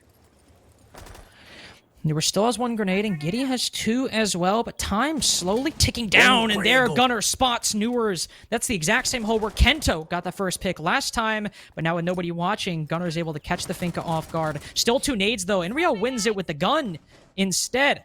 Type 89 better in this case, but Bills still never cleared in lounge, creeps down red stairs. Kento goes on the upside down rappel, hoping to catch the alibi off guard, but he's perfectly framing his head for Bills right now. Might think to peek. He'll play again passively for the time being. Holding this if anybody wants to go for a C4. Mainly Gunner, but a lengthy pre-fire and a well-timed one by Kento. Evens things back up, but it still might be favoring the defense. No smoke, but one C4. Gunner in a very good position with 15 seconds remaining. Not a lot of time for Dallas Vendetta to push in and reposition if Vivid ends up falling and dropping that diffuser on the floor. Flashbang goes out. He starts the process. He backs out, hoping to bait utility, but Gunner's read it perfectly. Giddy tips the scales in their favor. He's elite on the coverage. He finally goes down, but Kento cleans it up. Match point for Dallas Vendetta. They might not have the 5 rounds in a row, but Chess Club are still one way from overtime on their map pick. Oh, again, just coming down to the last, no seconds. There was no time left for Dallas Vendetta to make that work, but still able to then, it was a bloody one, but able to take control of Garage finally. Sure, they lost people doing so, like Gunner getting the first pick on Newers, pushing through at a great angle through the top, through Cash, all the way through that construction or lounge wall into Garage, able to find the first pick. Great job to kill Newers, but still, even with that kill, you saw at that point, it was still, you saw Inrio fall through Garage, get the pick on a Dock, take control of Rafters. They have control of Plat. At that point, it was Chess Club trying to get aggressive to stop the initial push, because the amount of utility they had to really stop Plant wasn't much. It was only one C4 left, so you saw people trying to get aggressive, losing fights to Kento, losing fights here and there, leading to a 3v3, and one C4 is the only thing that had to stop the Plant. That C4 goes out. There was enough time for Giddy to get, for Vivid to get off the Plant, them shoot the C4, go back to planting, and force the members of Chess Club then to, fight back, to take those gunfights. And well, it was bloody. Giddy gets a couple, Kento gets his own, they kill the rest of the members on Chess Club, they take that round. So great job to Dallas Vendetta to get that control, and unfortunately Chess Club wasn't able to stop that control of Garage or stop that, that opening those walls like they did last time. 10 seconds left before insertion. On around to close it out, or well, not close it out, but send it to overtime on Gym Bedroom. And Chess Club have gone to it once and seemed fairly good. Giddy did get the first kill onto Bills, so it's not like it was all completely perfect, but Dallas Vendetta tried oh so hard to push into bathroom. Wow. They still got shut down. Here this time, Chess Club had brought the pain a little bit earlier on. Kento already down the floor, so he didn't expect that peek out of secret that people do so often, so it'll take a lot of damage. He'll probably get picked up, yeah, right now. At this point, they're watching if someone does peek out, take that advantage. And so last time too, like we talk about one-dimensional attacks and Dallas Vendetta, sure, they opened up Plat. They had Kento watching Plat, but nobody pushed the extension. There was no other real push from Dallas Vendetta besides trying to push into bathroom last time. Mr. B gets that first pick, like just talking about, on to Giddy. And they finally take control of bathroom, but it took them so much time and so many bodies to do so. This time around, we need to see Dallas Vendetta really expand their attack into other parts of the map besides just bathroom. Well, it'll certainly be a lot more difficult now that Kento has taken all of that damage. Especially Newers, who's your most aggressive player, has also been not silent, but definitely a lot quieter since the rehost. Likely part of the reason why Dallas Vendetta has struggled to find a true entry point, no pun intended, on some of these, most of these attacking rounds. He's on the metal balcony right now. Used 2 of his Selma charges, so he's in a good position. Once he uses those gadgets, he can be aggressive, start making those pushes. Right now, they're just really focusing on that jacuzzi side, and this is where they got stuck, Benny. Still waiting for this time. At least there isn't a Valkyrie to give intel for Chess Club to get this aggressive place. Gunner's trying to find an angle on someone on jacuzzi balcony. Gonna throw C4 so you can find someone to pick.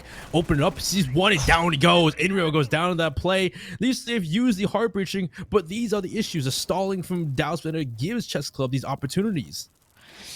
And Gunner's able to catch them completely off guard, and that combined with Kento's low HP and now complete loss of life. He stopped breathing thanks to Snake on the flank. Newers might go to compensate in the 3v5, has to make the play. Giddy somehow manages to evade fate from last time, but Doc's there to shove him back down in the grave. Vivid takes down the Banshee. Newers gets another. It's a little bit closer, but there's still one on the roam. Gunner takes him down and pushes Chess Club into overtime. Dual 5-1 halves. Who gets the benefit of the defense? That is the question. We'll have to see. I'm assuming it's Dallas Vendetta, because, yeah, they get to pick the overtime half. Assuming.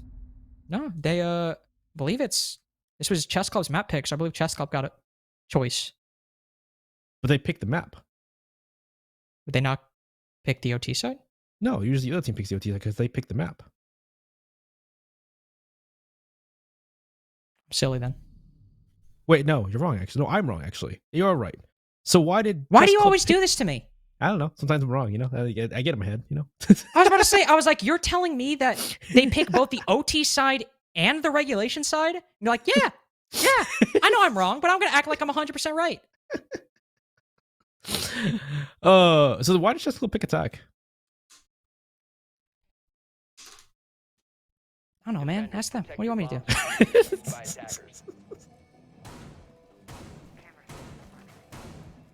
I will say this: sometimes there are times with Chess Club where, like, not Chess Club, Clubhouse isn't totally defender sided. Like, there are times where it's like that, but to not pick defense going into the overtime, I don't know. Maybe I'm wrong. Maybe they will flip, because we've seen times where it does flip when it comes to this. We've had, like, you know, defense side halves, but then it goes to attacker sided when we go to the overtime. This could be what happens here. We're going to Church and Arsenal first for Dallas Vendetta, which we've seen this an issue before. Time has been the main issue for both teams. Could be still an issue with time. Chess Club and Rio. Some intel denial combined with Giddy as well. Newers on the Valkyrie can make things a little bit difficult, but again, the defensive sides for Dallas Vendetta have been anything but certain in many different aspects. With this strat, they did manage to take the win, but keep in mind, it was also when Chess Club had to TK Mr. B because he went a different operator after the rehost, and that is not allowed. So it's not like they were taking that round completely seriously. Newers runs out, knows that the ace is on his drone, gives Chess Club a taste of their own medicine, and he gets away scot-free. Wow, that is unfortunate. Lose one of your heart breaches early, and you've seen these heart breaches needed for late in the round, especially because you're only bringing, well, Doc can use for the hatches, those, you know, those can openers for the hatches, but having Gunner and Mr. B available to open up walls, especially maybe if they're band tricking like Kento is because he's on the bandit, might be an issue. This is too, because Chess Club last time in the previous rounds, besides the one that they TK'd on, they've been trying. Last time they did this the first time around, they pushed the roam. That was kind of the issue, pushing the roam, not having a lot of time in the end to make that execute happen. And it seems they're falling prey to that once again and losing a hard breacher early that you need to open up Jacuzzi to push this roam. We could be in that same situation, as there are, at least looks like there are members inside the building at least trying to gain control. As Newer's been droned inside of Secret, there's a Zofia close by. No, does have her gun out, but she's watching red right now. Snakes goes for the face check. Ooh, just spots the side of Newer's head. Giddy, he's been on the red stairs. Snake was weary of one player, but the moment he turned his attention to the other, that's when Giddy struck. Both him and Kento on the roam right now. Doc still considering trying to clear them out. Him and Mr. B both do it. They only find one. Takes down the player sitting on top of red stairs. There's still another inside of main lobby and another up by CCTV. That was Giddy, I believe. No, not Giddy. Kento inside of rafters now, slowly moving forward. Mr. B maybe getting a little bit ahead of himself with the fuser pushing down inside of blue. He's got to be careful. He's got to win this fight if he's going to take one, and there we go. He pays for it. Kento's still on the flank. He blows his C4, and it doesn't matter that it finds nothing. The defense has control of the diffuser. Doc takes some shots from the Vigil. He'll still live inside of Moto for right now. He has to win this fight with the Bandit. Or maybe some further into the site. He creeps on in, lands the pre-fire in the second bout onto Vivid.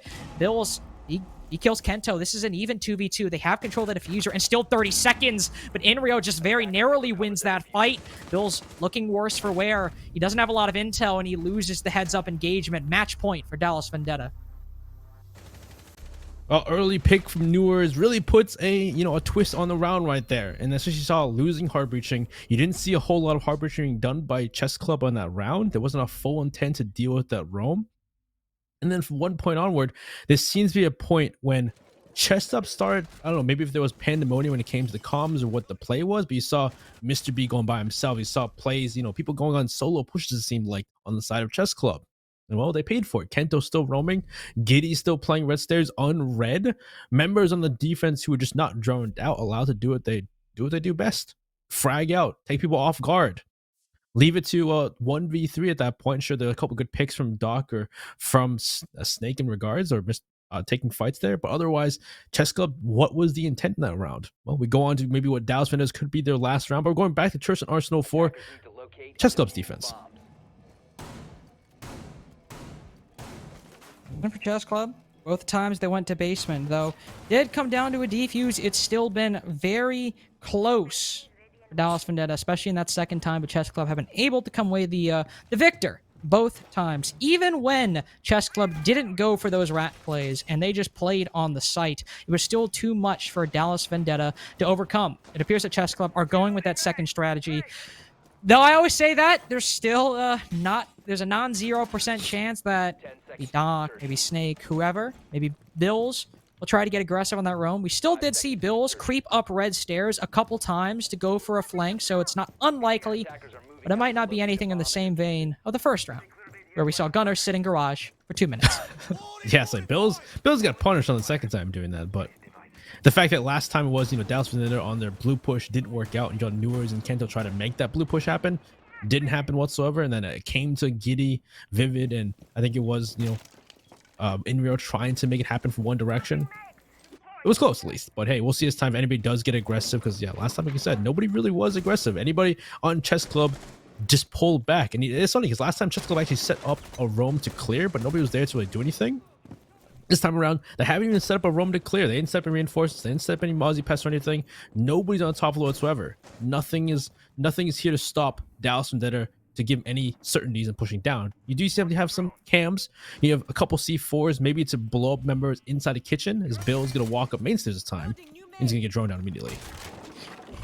He'll get drawn out, but there's a C4. It could strike. Ooh, Giddy just narrowly escapes incineration on top of those main stairs. Doesn't spot the Val cam, though, despite the fact we could see it on his screen, but he, unfortunately, is not looking over in that general area. So that camera on top of main stairs will exist for the time being, as nobody on the attack is spotted, and it will give them intel, but likely no more C4s in that area from Chess Club just because of Giddy now opening up these holes. With plenty of time, or with not much time, gone in this round so far. Dallas Vendetta will open up the hatches, start opening up dirt. They're making very good time. Ooh. Now, they have an opening thanks to a nicely placed nade from Newers and a kill at that. I said he was quiet earlier, but those two kills have pushed him into positive territory. He's finally opened things up. Come when Dallas Vendetta needed him the most.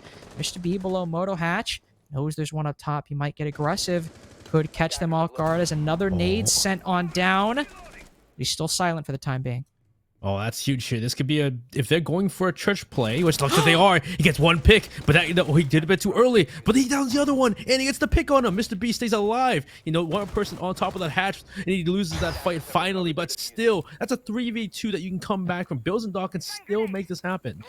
Definitely, it is not unwinnable. Doc holding Jen. If he wins this one here, this could be the clutch for Chess Club, but he can't flick. He unfortunately doesn't predict it properly. Understandable to him, but it means Bills is in an unwinnable situation. Back turn, Kento takes them both down. Dallas Vendetta stop the comeback and take their opponent's map pick 8-6 in overtime.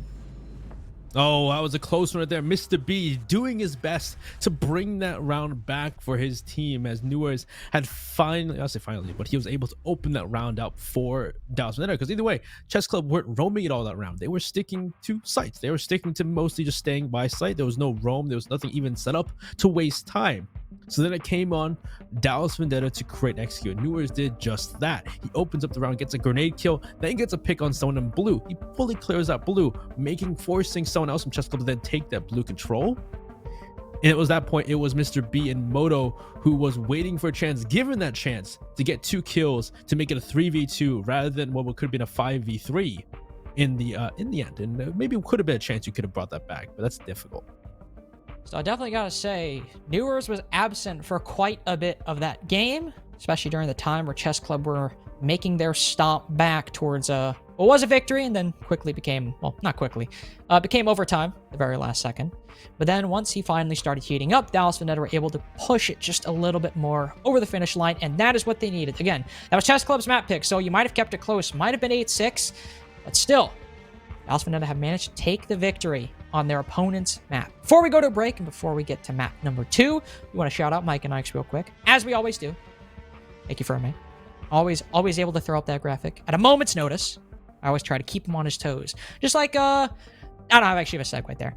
Mike and Ike's original, Mega Mix, or sour, whatever you suit. If you're thinking about something tart, go with the latter option. If you just want something normal, you just want something that's gonna be sweet, and you don't have to worry about, fighting for your life if you eat too many at the same time, Mike and Ike's will always be your friend. They've sponsored us and been good friends to the show in NerdStreet and SCS for quite a long time, so thank you, Mike and Ike's, as always, the fruity and chewy candy that loves to support some good Rainbow Six action. Before we go to a break, Benny, any thoughts on Cafe?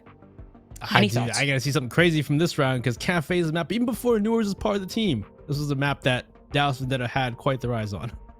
Well, I definitely think with the addition of Newers, and hopefully if we see more of a first half Newers as opposed to second half Newers, definitely could be explosive from Dallas Vendetta, but still not out of the question for Chess Club. If you want to find out whether we're going to map number 3 or whether Dallas Vendetta punch their ticket to the grand finals, tune in after this short break. Have to get aggressive. Breeze looking for it, and he'll get it. Have to push for the kill. You have to kill them with Transfers on 1-3. What action! It's high noon. There's the 1v2. It's 5-1 for Sir.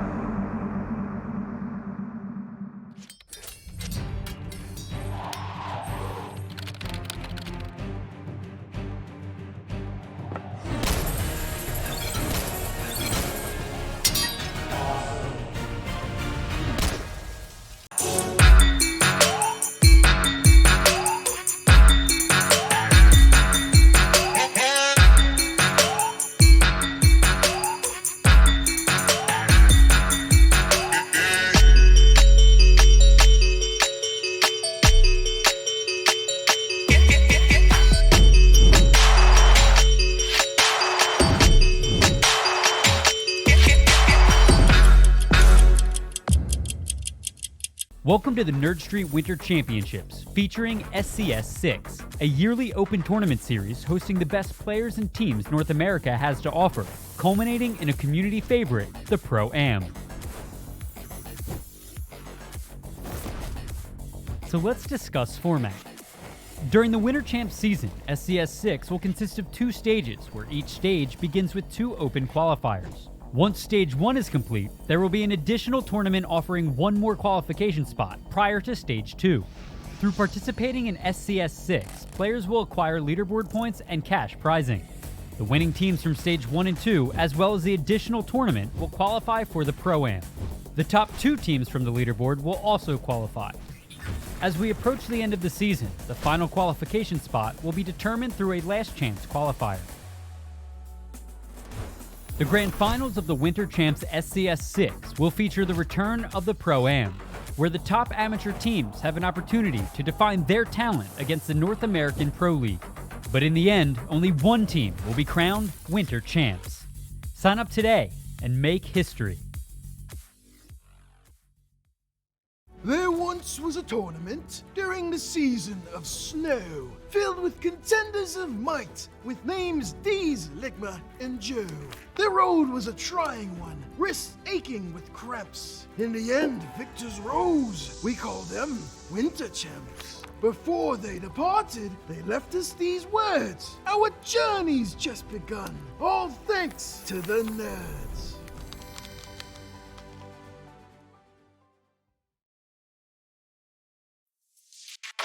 Aggressive. Breach looking for it, and Hill got it. Have to push for the kill. You have to kill the Maliki. Transfers on 1-3.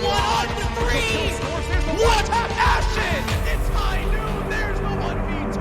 It's 5-1 half for Sir.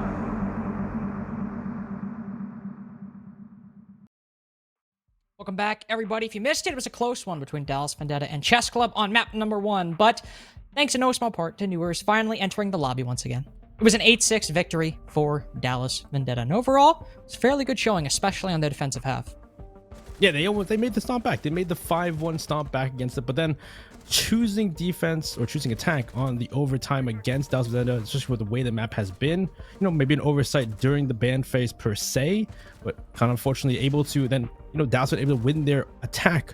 That overtime attack that you would expect for Chess Club to win and bring it back to the final round. It was Dallas to win that round out, make some crazy plays, especially Newers, to then open up the round and give them that 8-6 win. And again, definitely for how it started, a bit too close for Dallas Vendetta, but also a bit too close for Chess Club. Hopefully, maybe they were able to. Maybe they get defense on Cafe, or hell, maybe it's an attacker side of Cafe and everything is just topsy-turvy today. Still not a map I don't think Chess Club are at all opposed to going to Cafe. Still one that's very good for Dallas Vendetta, but one that definitely they will need to keep their eyes on those defensive positions from Chess Club once they get into the map, because I think we can still expect quite a bit of early defense Chess Club ratting out in corners, maybe early on in their defensive half. After the replays, of course, we'll have some nice little statistics for you all to take a look at. Chew on, consider. Newer is still the top-rated player throughout, even though he was a little bit silent for a lot of the post-rehost Dallas Vendetta play. He definitely started showing back up towards the end, and still had a quite good first half. Yeah, it looks like definitely this entry's definitely an issue for Chess Club there, and we saw well, Snake was the comparison during the pre-show, but he unfortunately didn't have quite the game. It was Gunner to go 14-9 to keep his team in the game, especially a lot of times when he was able to rat out and get a lot of those picks for his team. So we probably need to see some changes when it comes to entries for Chess Club next game, or next map at least. Vivid also tweeted after map number 1 ended that he was getting smoked. Clearly that is statistically speaking true. So, if you were curious about the mathematical validity of that tweet, it is accurate. He was, in fact, getting smoked. Hopefully he might have a little bit better of a time on Cafe. Don't know, though, especially if maybe Newer starts popping off again. Not really a lot of room to get those kills if he's just doing everything in the first 30 seconds of the round. This is still a situation that I think definitely for Chess Club, this should be a close one. I always say that, and I get a little bit worried that I end up being wrong. I don't see why Chess Club will at all be dissuaded or not up to par on Cafe.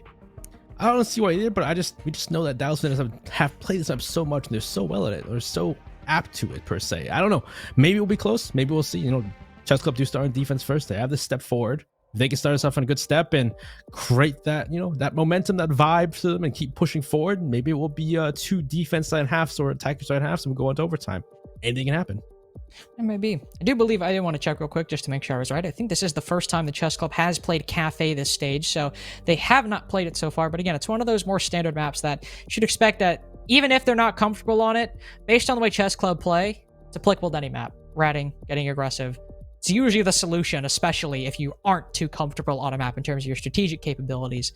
First ban will be Thatcher. Pretty unsurprising, given the previous bans on Clubhouse. Next up, might see Heartbreach here, but instead we'll see Dallas Vendetta ban out the Zofia. Zofia was the main pick for mainly Chess Club. We'd see quite a bit from Dallas Vendetta as well, so that's kind of interesting to see the band. Usually we see Flores in that spot, but Valkyrie band next. Mirror probably will be next because they didn't ban anything really too apt for my band. No, I would imagine we'll probably see the Mira next up, especially because I believe it was Chess Club who banned the Mira previously, so could be sticking with that trend. Also, yeah, Valkyrie getting it off the board makes sense by Dallas Vendetta. So aside from the Zofia ban, it's fairly standard for Cafe, but even then, the Zofia ban, especially considering how well Snake was doing it on, or the few times that Chess Club were on the attack, he was still doing fairly well with it. So yeah, understandable. It was a mainstay pick for their team pretty much. So nothing too crazy. We've seen Zofia bans in the past. They're not too crazy. It's always kind of like Zofia's always been strong enough to be banned, but never is really banned per se. So I don't know. We'll see what happens here as we have her banned. But then you can just play Finka instead. Is sort of the solution. You can just play Finka. It's an Ashen quote. It's like, yeah, ban Zofia against me. I'll just play Finka. Oh no. Oh no, I'm scared. You'll obviously abide by that logic. Chess clubs, they will get the advantage of starting out on the defense. Say advantage could always change. Seen plenty of attacker-sided cafes. They'll start out with Bar and Cocktail as their first site. Interesting to go with the Echo instead of the Maestro, but you'll still see them play pretty much the same position, sitting over by that Cocktail balcony. The Echo can be a little bit more active with his utility than the Maestro can. The Evil Eyes obviously stay stationary. Whereas with the Yokai drones, if anybody from Chess Club maybe wants to go for a flank or they're sitting down below and they want to get aggressive, maybe push up red stairs later on. There is a Nomad, so you have to be careful of that. The Yokais can actively drone them out. And of course, always help if the attack starts to get the bomb down. They also set up a shield inside a pixel. That'll be the Echo's job, since they're not bringing a smoke, and they've decided to put impacts on the alibi. So perhaps we'll see Gunner get a bit more aggressive. I guess maybe that's why they brought the Echo rather than the Maestro, because you can't bring a shield on Maestro and then not bring a smoke. Could be the main sense, because having a shield for Pixel is kind of mandatory for most teams, every team pretty much at this point. So this makes more sense if they're going to go for the play. And you see the Renegades, which makes it difficult to destroy some of this. They brought the Jaeger, didn't bring the Womai. Womai is available. They can use the Rooney in that same sense, where they're just going to make sure that makes it difficult to open things up, or to at least, projectile-wise destroy that shield. But so far, Nomad being brought makes sense on Cafe. Stop any aggression from Chess Club early on using those air jabs. Another first step is going to be, of course, from Dallas Vendetta, destroy that shield.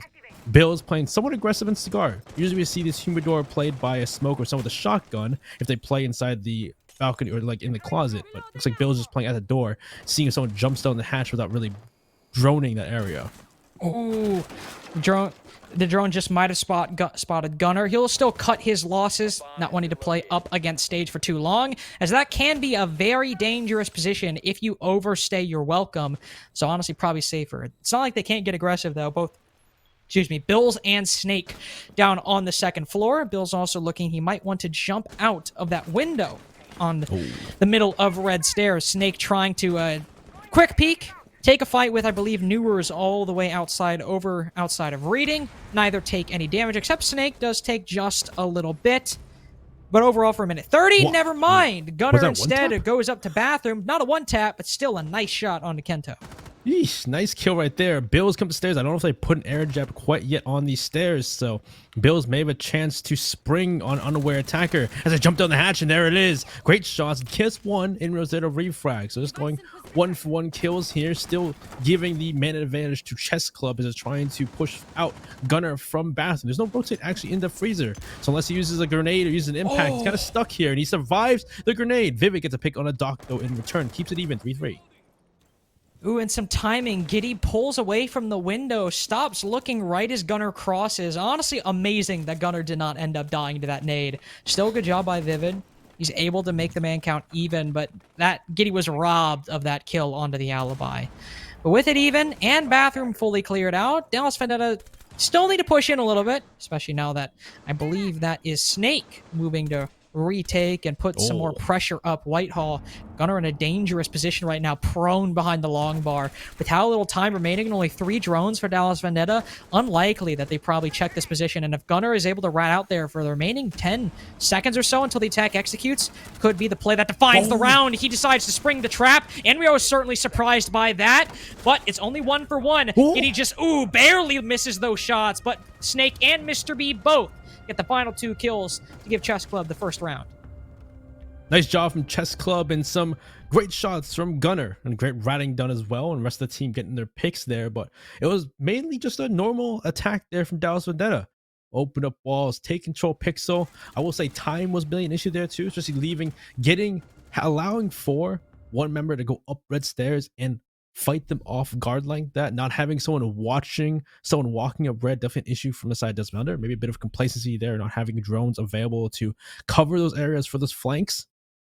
It's just able to get those picks, find those opportunities to really spring on Dallas Vendetta and leave them in 20 seconds in a 3v3 to try and push into sight. And Gunnar, you saw at the end there, able to just spring up from bar when nobody's expecting it. Get a pick, sure he gets traded out, but the fact that you're just putting so much damage and there's 20 seconds left to rush into sight, not a lot you can do there. Chess Club will take that round. They'll go on to Reading and Fireplace next. And Chess Club won't change too much, though there are a lot of shifts with the operator. In all likelihood, it might still be a similar setup. Maybe a shield placed in Pixel, though Mr. B will probably reserve it for Cocktail. It might be Bills who instead places one in Pixel. Might see Gunnar still playing Bathroom, or perhaps we will see everybody from Chess Club instead all stacking up on Cocktail Balcony. But no, with the shield place there, we'll see a bit of an extension further out on that 3rd floor, but they'll probably retreat out. It's about a minute, unless they get a kill. In which case, they're definitely going to stay there. Well, Snake looked to maybe put some holes into the windows, makes you maybe more aware of members pushing up towards this balcony. Maybe he's gonna peek out, try and find a pick. Nobody's up there. Nobody's gonna give him the opportunity to peek out and get a kill, as they're already past that point, getting onto the balcony itself. And yeah, at this point, nobody's there. He's not gonna find anybody here, and we'll see how Dallas Vendetta go about this roam clear, if they even go for it. Bill's in a spot right below the hatch, as he's just gonna walk away from him for the moment. And so far, it looks like some aggression from the side of Chess Club first up, but it could prove to be or push back easily once they really push into red stairs, as Gunnar is gonna rat out in closet. The hall is gonna stay here. Oh, Snake jumps out, and unfortunately there's nobody there to trade that back, or at least I believe there's nobody there. Yeah, the angle not favorable enough for Enrio to bring it back. So Kento loses his life, an unfortunate waste, especially now 2 rounds in a row. He's been the first one to fall. Dallas Vendetta not scrambling for time. It's only been a minute since the start of the round, but in a bigger position to make mistakes now that they've suffered an early loss. Mirror starts moving on around that humidor, and the drone's been shot from a completely different way. The Finka is not checking, and Gunnar strikes with the bailiff. He can open an escape route, but he runs out of ammo. He instead decides to stay and fight, but Giddy spots him from the skylight. But what do you know? There's still a defender looking to make the attack suffer. Man, you really made it true when he said ratting out is the best way to deal with them, because man, they're just jumping out windows, sitting in corners you would expect. Hopefully someone please drone out Bills here. There's no way they don't drone him out, right? He's not gonna be able to stay here. Oh, the drone passed by. There's no way, right? Oh no. Oh no. Oh, it turned around. Did it see him? I'm not too sure it saw him, to be perfectly honest with you. I'm not too sure it did. Vivid will send some flashes in. Based on the way he's looking, I'm not sure. He's not full white either. Bills is playing it perfectly right now. He knows he can wait. He knows he doesn't have to peek. The attack has to take this top floor control. He might not get the sledge, but he could still win the round with this next pick. All it needs is one player from Dallas Vendetta to push up long bar. Doc still gets the kill onto Giddy, not aware of the player in Freezer, and it all wraps itself up neatly in a nice little bow. They didn't have to do anything but roam for Chess Club to get 2 rounds in a row. Wow, that round already starting out pretty poorly for Dallas Vendetta, allowing for Snake decided to make a no man on the board. Snake jumps out a window. He gets that pick onto Kento on the windows. First pick goes in the way of Chess Club, and then on top of that, not droning the cigar closet. They jump down. Newers walks in the cigar, unaware of Gunnar's position. He gets that pick. He gets traded out. Still 1 for 1. You're still in that man deficit compared to Chess Club. And from that point onward, we saw Giddy. He's by himself. He just busts into Freezer. Maybe not expecting someone to be in Freezer. They didn't join it maybe. Doc's just there. He kills him. And on top of that, Bills playing right below the skylight. He's playing in a position that you'd expect. You know, they didn't drone whatsoever. The drone went right past him. He's in position. He kills Vivid as he walks in the bar, and then Doc finishes off, kills the last person after that. So really, it seems like Dallas Vendetta, despite it being the map pick, a lot of mistakes, allowing for Chess Club to get aggressive and take fights. Yeah. And definitely, I think taking this timeout is a necessary one. They're not only making some of the same mistakes they made pre-timeout on Clubhouse, it's one, costing them more, and the mistakes are more pervasive and spread throughout all of seemingly the droning from everyone on Dallas Vendetta. So taking that timeout 2 rounds in, you know Chess Club are going to stick to that strategy. They're not going to the next 4 rounds 5-man anchor on the site. Just not going to happen. It's a problem you need to nip in the butt right now, or nip in the bud. I always got it confused. Either way, deal with it now before it costs you later on and you're wishing you had taken that timeout earlier.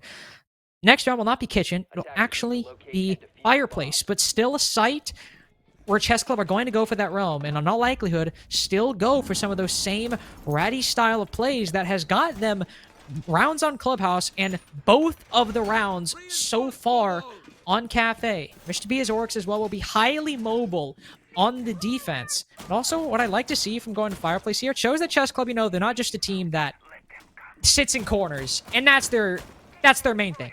It could still be their main thing, but it shows there's still at least some thought there. They're not just sticking to their defaults and running these things. They have a setup for mining. We'll see if it works, and if it doesn't, they can go back to old reliable if need be. Yeah, to try either way.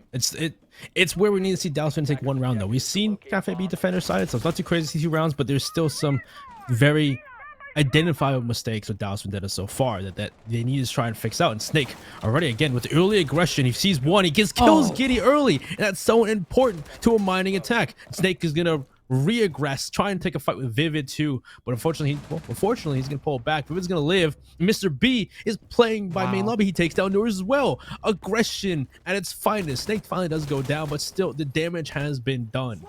Oh, absolutely. The most important thing on either reading or Fireplace has to be that soft destruction, getting that verticality. Hard breaching might be a bit more important on Fireplace, but still, both the sledge and the buck are gone. No breach charges. If you want to open up any holes in the floor, you either got to shoot it or use 2 of Kento's grenades, and I doubt the latter's going to happen, so that really only leaves you with the one option. Now, doesn't it? A minute has gone by. The entire soft breach for Dallas Vendetta have fallen, and they still have to enter the building. They still have to clear out this roam that there's so many bodies dedicated to. Kento does land what sounds like a nice shot, but he pays for it as Gunner's playing close by and trades it, making it 1 for 1. Doc down below, the skylight will drop down the moment a flashbang goes on in, because even he knows that it might be satisfying to play aggressive, but when you're in a 2v3 and you've got the advantage that you do, no need to squander it. Mr. B looking for a chance to re-aggress. Inrio still has an air jab, so he may have sealed off those stairways so that somebody else can't re-aggress on them on the top floor. But with Chess Club, or not Chess Club, but Dallas Vendetta not having any soft breach, they really can't do much with this top floor. Sooner or later, well, at least they can open the hatch, but sooner or later they have to transition into these gunfights against members like Mr. B or Gunner or Doc, who may be holding the stairways. See, boy, they're looking for maybe a point to droning around trying to find a pick, because if they can make it a 2v2, it's more viable, more likely to win the round, as well, obviously. But so far, nobody from Chess Club is pointing their head out. Nobody's getting aggressive at all. Playing discipline right now. More so, I'm not gonna make a chess reference, never mind. Could've, but I said not to. I'll save that one for later on, if we need to. Enrio drops down. Part of the reading wall is open, but unfortunately, it's not the site. You don't have as easy of an avenue as you might if the site selection were different, and, well, they're not just one reading. So Enrio will hold this angle for the moment, hoping maybe he can work a pick while Vivid does some work upstairs. Ooh, he hears one, but he lets the shots loose just a little bit too early. He'll take a different angle, but Doc reads into it perfectly, knows the exact play Enrio is going for before the Nomad even sees it to completion. Now what is Vivid to do? No drones, and only 15 seconds left. He just barely tags Mr. B. Didn't even seem to be aware of it when it happened, but stuck in pillar with 3 defenders all looking his way. This is likely 3 rounds in a row for Chess Club, still with Kitchen on the board if they want to go to. And Vivid, no, he can't even save his own life. And as I said, Chess Club, 3-0. They can go to Kitchen if they want to, or go to one of the sites they won. Either way, it's looking good for their defensive half. It may be better at this point to even just, abandon kitchen and go for more of those heavy roam sites like reading fireplace, like fireplace and mining. Because you saw from this round exactly that roam, that aggression was what won them that round. Of course, it started out with Snake running out, getting the first pick onto Giddy, one of their main soft breachers. At that point, he does get refragged later on, but you saw Mr. B. Mr. B just playing main lobby. Not only hadn't droned him out, but Newers pushes from white stairs, from white garage. He opens up the wall. Mr. B just slams him, sticks him, gets rid of him immediately. And from there, losing both your soft breachers on a site like mining, where you need that soft breaching to clear out those anchors, make that execute, you're in such a detriment at that point. You have to get kills. You have to find something to make that round happen. And from that point onward, sure, he's lost Snake, he lost Mr. B, but the rest of the defenders on Chess Club didn't give an inch. They played disciplined after knowing they had advantage and waited for Dallas Vendetta to try and make the way into sight. And they took advantage of that, took out the last two attackers, and won them that round. So this round, especially here on the same site, aggression was the main thing that Dallas Vendetta needed to figure out. Gunner was playing a little bit loose inside of Christmas for about a minute that round.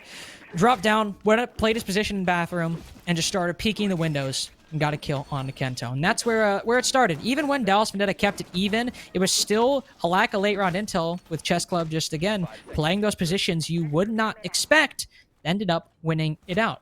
But this was still a round that didn't start all too terribly. It could have been worse despite the loss of the opening duel, especially with Mr. B playing this position. If you're able to burn those ADSs and send a nade on in, that could be the first pick right there, but at the same time, could be a kill for Mr. B if that C4 can land. Yeah, they gotta stop letting people jump out too, because on these jump outs here in the rounds, you can't let people get aggressive on the side Chess Club. But Mr. B looking for C4 early. It seems to be a bit of a change in operators too. Nor's bringing the Ash along too. Could be fine operator trying to get aggressive on. Kenta once again on the windows that he lost to last time to Gunner. He's gonna open up the window and we'll see if he's able to find a pick this time or have a more, successful time. C4 thrown out. Nobody's there. Mr. B just going off of intel, off of sound. Not intel, but sound that he's heard Kento on the windows, but he's not actually on the roof.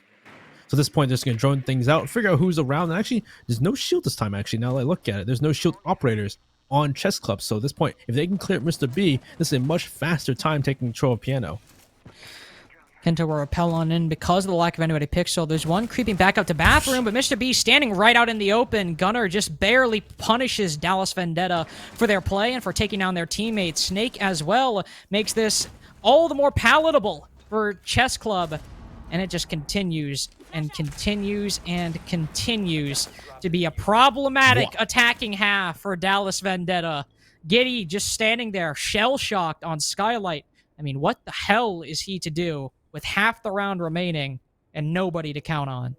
I think it just happened. That was just death after death. It was so quick to the point where you can barely even parse how many people just died in the same span of time. Like, we already saw the first pick from Kento, so he walks in by himself, he gets picked off, and a refrag, and the rest of the members jumping through Red Hatch, trying to take Titan on Skylight, just losing fight after fight after fight on the side of Dallas Vendetta. That was, besides Mr. B, that was almost a flawless round if Mr. B had just stayed alive in his position. So really, what do you say at that point? Even the fact Chess Club had given them an opportunity. There was nobody playing Pixel. There was no shield. There was nothing really to burn. It was just a player in bathroom. Kento maybe had a chance, to get that pick, but nobody was with Kento. Nobody was there to really even play off of that control that he able to acquire quickly in Piano.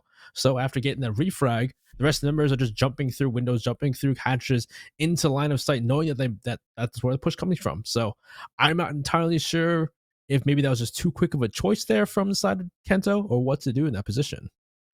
I mean, this is just difficult to watch for Dallas Vendetta. Again, we say, defender side of map, but they probably could have anticipated that they'd be starting out on the attack, and it's not even close. Not even been close in these rounds, even when it's been close. Chess Club have won the round by smothering them, and sometimes it comes early on, in the first 30 seconds of the round. The other times, they wait, and then they poison the entire of Dallas Vendetta's attack with only 30 seconds remaining. But no matter what happens, when Chess Club decide to win the round, there's been nothing Dallas Vendetta have been able to do to stop it. Reading was another example. I've been saying it the entire time, and yet it still remains a facet of Dallas Vendetta's attack. That Chess Club are winning this in many aspects, and Reading was no different, despite playing in positions and hoping that Dallas Vendetta don't drone or clear them. And I keep saying it's a simple mistake for Dallas Vendetta to fix. I've been saying it for 4 rounds now, and 4 rounds have gone the way of Chess Club, in no small part because of it.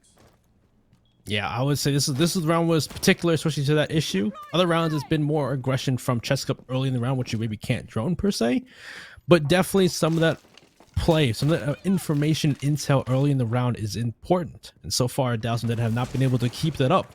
Snake once again in a position maybe to jump up into, or jump out balcony, get a chance. Somebody who maybe I don't know where his position. He's playing in a corner you wouldn't expect. Drone comes up the stairs. There's 2 players walking up in this engagement. He's finally taken down.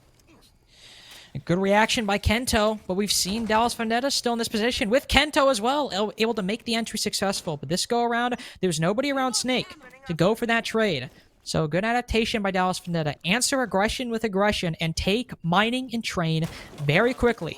There's still the verticality you need to worry about, as the defense has that top floor, and all that's really focused on it is Giddy with some utility. He can certainly make good work on that skylight, but he's yet to do it yet. They spot 1 player moving upwards into pillar. Newers could react through the wall. One's gone a little bit further. He sees the red footprints. He sees the head as well, but it's still Mr. B and Gunner, the duo, to try and stop Dallas Vendetta's 1 successful attack so far. But Kento's trying his damnedest to make this a winnable round for Dallas Vendetta, but now he falls. The 1 player with kills in this round, the 1 player just going even, not even positive, is gone. Trying so hard. Dallas Vendetta trying to aggress quickly into the sites, but being stopped time and time again despite that early push. Bills would finally get picked off as being droned out by Inrio, and looks like maybe this is a chance. 2v3 for Chess Club, bring this back. Gunner's been playing it well in this position. Doc, on the other hand, looks like he may be trying to find a pick elsewhere, and Gunner's playing his best here. Doc's with him, so there's a 2v thought. They're on site, so let's see if they can maybe take control upstairs with 50 seconds. Maybe they can find a way to get around these defenders. Inrio could be contesting and faring and fighting Gunner soon, but no, the alibi instead moves down white stairs. Oh, Vivid spots him for just a second, but Gunner, that player famous for his mechanical skill, gets the better of the hard breach in that engagement. Certainly smoked again, a trend continuing for Vivid on this map, unfortunately. And now Dallas Vendetta just have to push something, push somewhere, try to win a fight, but Doc eliminates Inrio. Didn't even stand a chance with that one. Giddy bears the same fate as his teammate. 5 rounds in a row for Chess Club, and it still doesn't seem close. That was the biggest chance they had to bring that back. That was a 2v3, well, a 3v2 for Dallas Vendetta early round, and the fact that they early pick for them. They get Snake, great pick, you know, like let's talk about. Respond aggression with aggression. Quickly get into the map, quickly get there, and a lot of these defenders who are playing aggressive sometimes are isolated, like Snake was. So they take advantage of it. They take that first pick. But the fact that Bills, I don't know Bills, who was I don't know who Smoke was. Mr. B? I think it was Mr. B, right? Mr. B was able to walk to cave, get behind that soft wall, and find a pick of his own onto, I believe that was Newers, and then bring that back and even just cause chaos in Dallas Vendetta's lineup. And then you saw Gunner, great shots playing behind the single panel inside of by white stairs. It's just that gunplay is what Chess Club are so good at this point. That aggression, that gunplay, and the fact that even after getting those picks, Dallas Vendetta never tried to rotate to another pick or another trade or another strategy. They still tried to go full force against the aggression, against the gunplay of Chess Club, and we saw right there it was a 2v3, and it still was Gunner and Da able to win fight after fight after fight. It's Fireplace Mining defense for Chess Club. Again, they're running their strat back. No need to change it if it's worked so well so far. This is the round where I believe Snake just jumped out of that small big window, got the first kill, and then tried to press his luck even further and was never actually punished for that fact. He's not going for it here. He's on that second floor. Gods be good, thank you. Don't have to worry about Snake just completely ruining it here, but there's Doc saying, hey, maybe I can do it. Now Mr. B jumps out, but he's detected and jumps back in about as quickly as his feet touch the floor. We're not seeing anybody go for a spawn peek from Chess Club. But when we're saying that that's the best note so far, you know how dominant they've been in the early round. Dallas Vendetta they're cautious now. They're trying to hold back and wait for some aggression, see if they can punish Chess Club for this aggression. But Chess Club been playing well, so they get aggressive here and there. But once they, they can't find their pick, they pull back. And so far, the members of Chess Club who were that aggressive already pulled back to different positions. And now we'll see Dallas Vendetta in full force for the moment. Try and now take out this roam on top floor. Grenade comes out. Down goes Dog. Great grenade. Newers is going to push forward straight into Cocktail. One player in Cocktail. Balcony's there to refrag, though. Well, again, it's lackluster intel. Newers sends it, and it doesn't appear they knew Mr. B was there. They have the lead right now, 4v3, but we were saying the same thing back in the previous round, and we all know how that ended up going for Chess Club. Gunner spots one player sitting outside of the reading door, but Mr. B just hops out of the window. Don't think there's anybody there from Dallas Vendetta who can stop him before he goes back inside the building, and the defense are still pressing hard against Dallas Vendetta, pressing for match point at that. Yeah, this fact that they got, sure, that was a great pick from Newers. Newers pushing forward without anybody with him. Once again, some forceful, forceful entry on the side of Dallas Vendetta without anybody to refrag, anybody to really play off of that. It just leads to kills being brought back.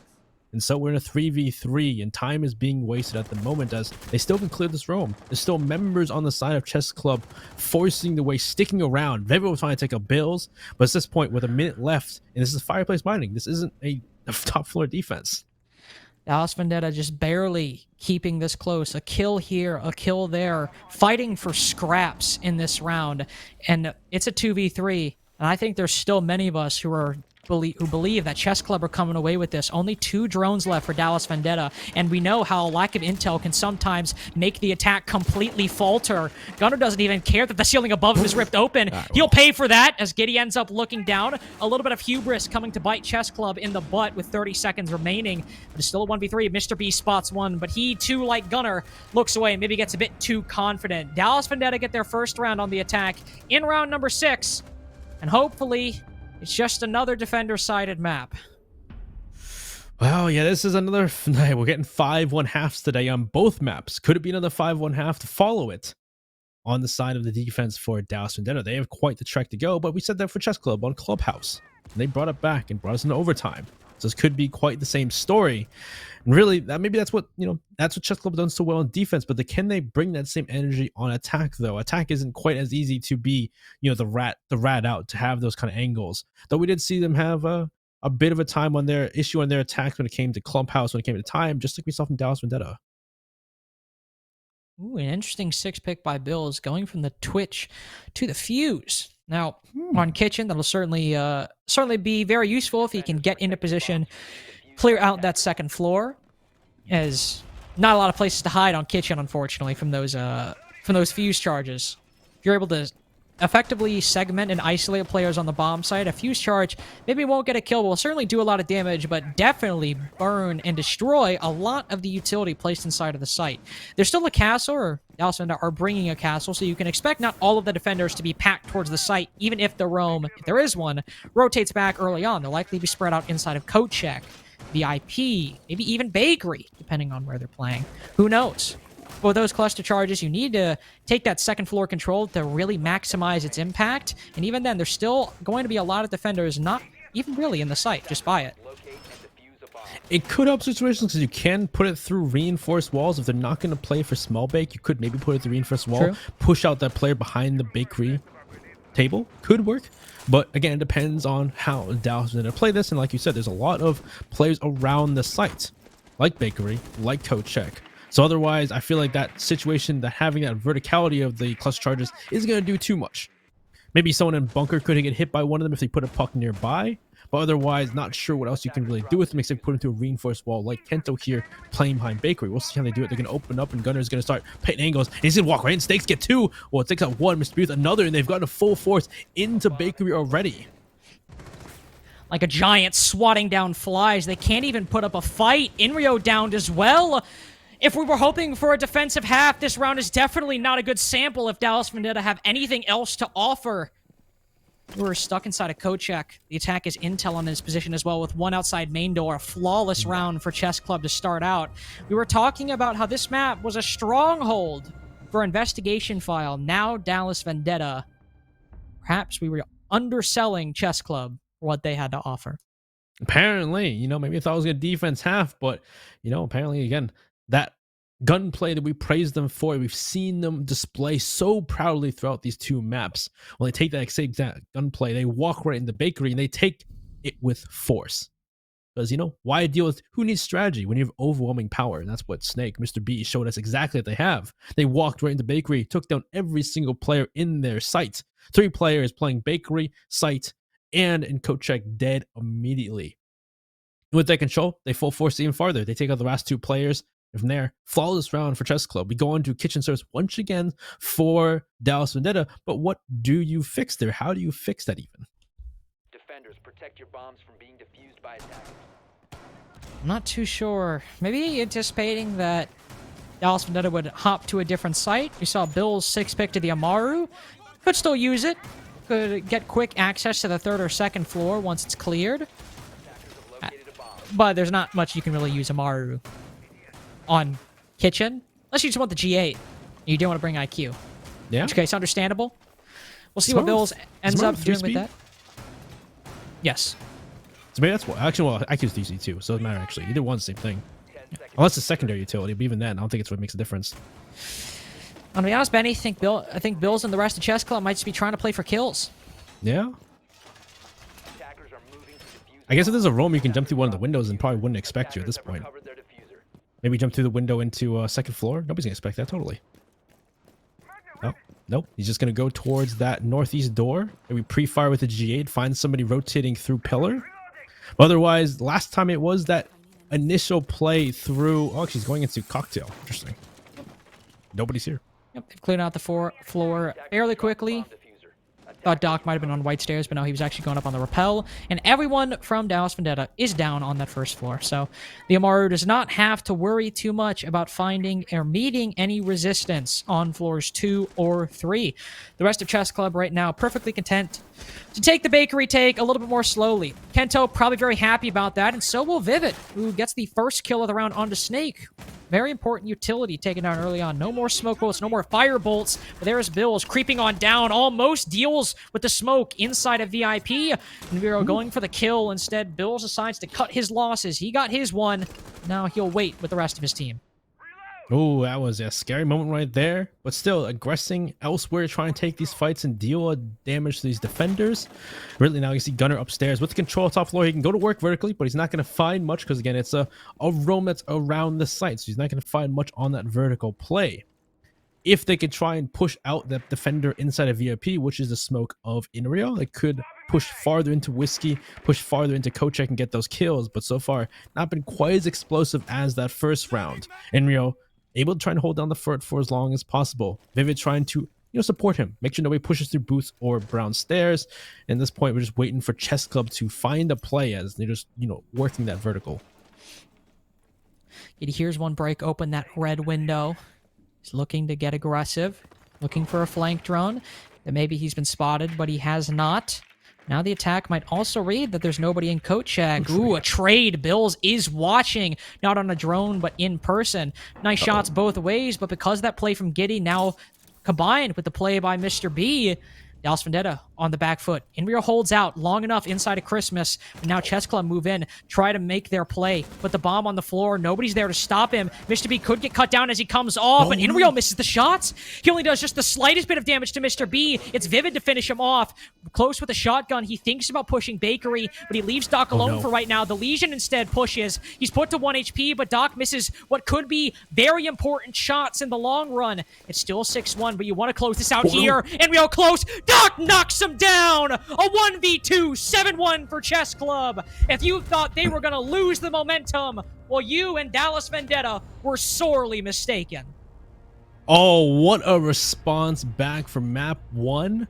And like we said, maybe you're underselling Chess Club. It was quite a fight on their map pick of Clubhouse. And we're like, okay, this isn't looking good. We're going to Dallas Vendetta's map pick of Cafe. We've seen them play this map so well in the past, but that doesn't matter. Apparently, Chess Club show us that in a map like that, they're just going to rat out. They're going to get aggressive. They're going to take every single gunfight possible and win most of them. what rounds that were flawless on the defense, or at least mostly pretty close to being flawless, and then start with flawless rounds on attack. Sure, that last attacking round was close, but still able to bring it back, able to get the plants, able to recover despite some of those mishaps.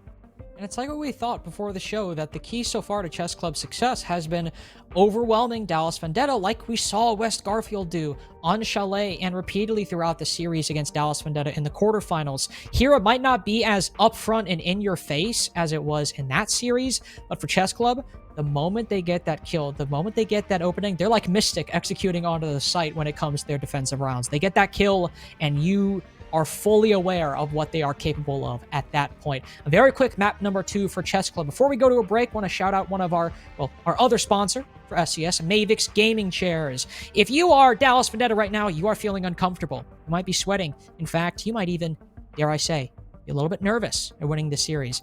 But that pain and that discomfort would be lessened if you had a Mavix gaming chair. Built for comfort during long hours of gaming, you can get their new M4 gaming chair or anything that suits your fancy and that catches your eye at mavix.com/nerdstreetgamers. You can get it for as low as $22.22 a month, of course, varying depending on the chair. It's not a flat price for all of them. Well, that'd be an interesting business model, though. Just everything cost. Wait, I guess that's the dollar store. I was gonna say, it really costs one. I was about to say, wait, that exists. Funny things you forget in the moment sometimes. But again, very strong showing by Chess Club on map number 2. They are not out of this yet. We'll have map 3 in just a few minutes after we take a short break, and trust me, you will not want to miss this one coming up next. Have to get aggressive. Breach looking for it, and Hill got it. Have to push for the kill. Have to kill them with Transfers on 1-3. What a passion! It's high noon. There's the 1v2. It's 5-1-half for Sir.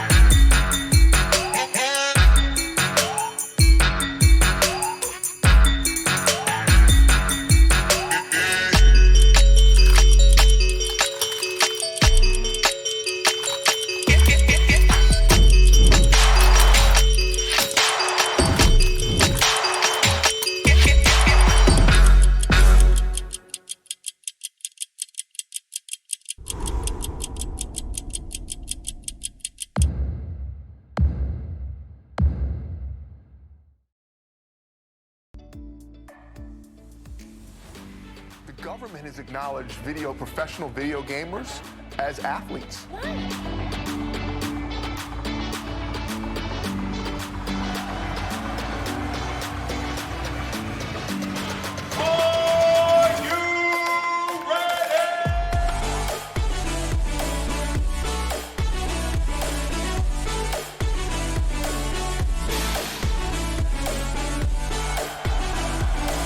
The crowd, everyone's cheering the team on, you make friends, these are people you talk to, you play with online. It's all about community, it's being part of something that you're incredibly passionate about.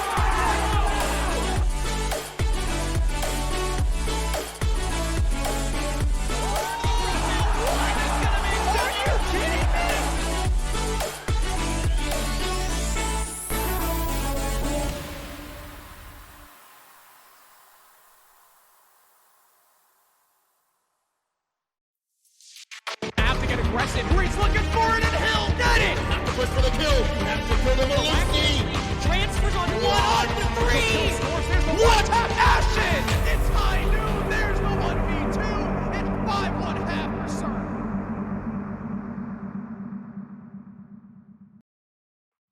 Welcome back, everybody. And if you thought, like I'm sure many of you did, that this would be over in 2 maps, we were all wrong. In fact, we might even be wrong about the final result. I'm Lynx, joined by Benny, and Chess Club they're putting up a good fight. Let's put it that way.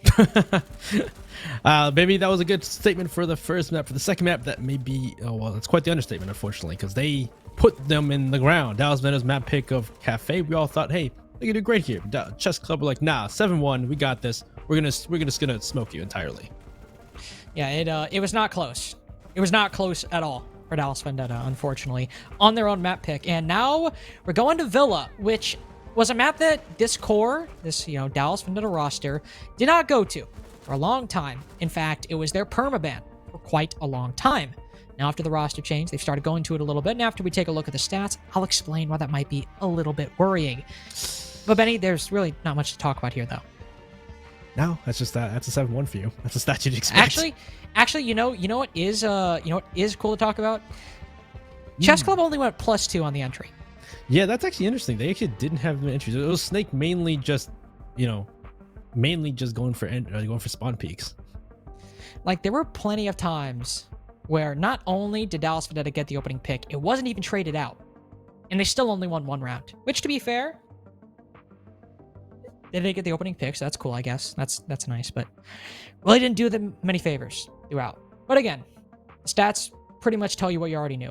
But Villa's a little bit of an important thing to note, because yes, Dallas Vendetta are comfortable on it. That much we can be certain of this new roster. They are perfectly fine to go to it, but so are Chess Club. They have been perfectly fine to go to it as well. They beat Mystic 7-3 on it. They beat Gasher's Goons 7-5, and Dallas Vendetta have won it twice. That is true. But against 2 aggressive teams in Wichita Wolves Academy and West Garfield, it has been narrow 8-6 victories for them. Against this playstyle, on a map they're comfortable with, Dallas Vendetta have struggled to eke out victories. And especially now that Newers is not having the day he's had repeatedly throughout Stage 2, I'm worried this might be the day that their Villa finally slips a couple rounds. I'll say too, in the Villa they won the day against West Garfield Park. It was mainly Newers getting opening picks, getting opportunities 22 to give kills. Rounds. Yeah, it was. There was rounds. Like, we're not going to say that Newers was the win condition, but for that map specifically, there were a lot of rounds that could have gone the way of West Garfield Park if Newers wasn't doing what he did. First ban Thatcher, not too crazy. It's Villa. Maybe the next one will be Sophia again, or will it be Lydia Flores? Something different. You have seen Flores bans a little bit more commonly on Villa. Might just go back to traditional hard breach. We'll see Hibana bans, so nothing too surprising there so far. Perhaps for Dallas Vendetta's first ban, they did want to get the Valkyrie off the board last time. I think they'll want to stick with that trend, especially because of the pace the Chess Club are playing at. We even saw that the Valkyrie, sure, it wasn't a crazy effect on Clubhouse, but it did help them quite a bit in rounds when they were running out getting kills. Sure, both teams used it, but that's still something to augment your aggression. Mira ban out next. It's Villa. You don't want to see Mira. It's another obstacle in the path of the attack, and we'll see how this goes out for these teams. Ban's been finished, and now we're going to see how Dallas Vendetta pick themselves back up after that 7-1 loss. They need more than a pick-me-up. They need a complete reversal from what we were seeing on Cafe, because going into Villa, those problems are not going to suddenly go away.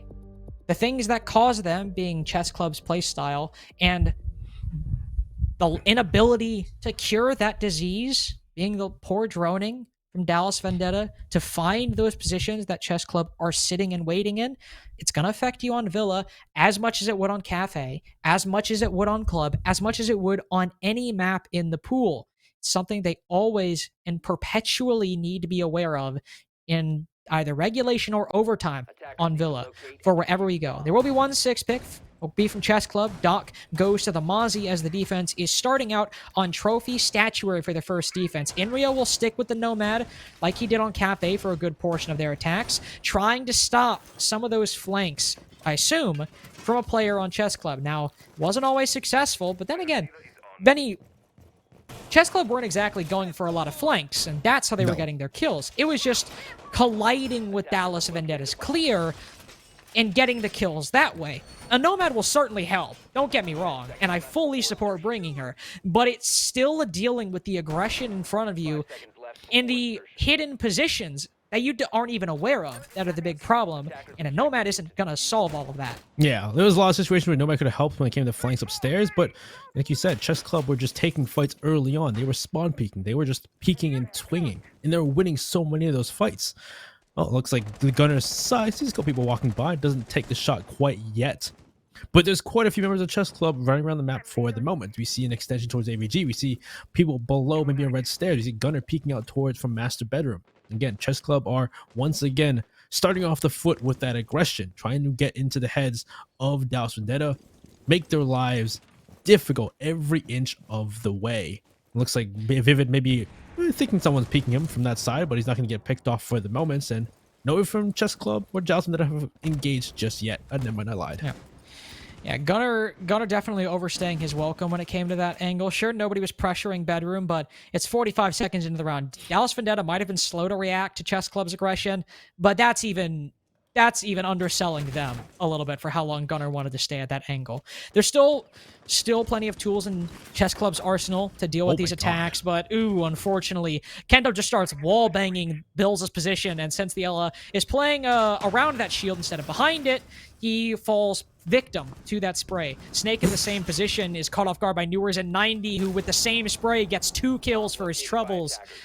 And this is one way to start out the attack, but a lot of it is just Dallas Vendetta actually catching Chess Club out in some missed positions. Not so much finding the rat plays, but more so just Dallas or Chess Club defenders walking into the attack. A triple for Newers and a flawless for Dallas Vendetta, and that's a start to convincing us you still have a shot.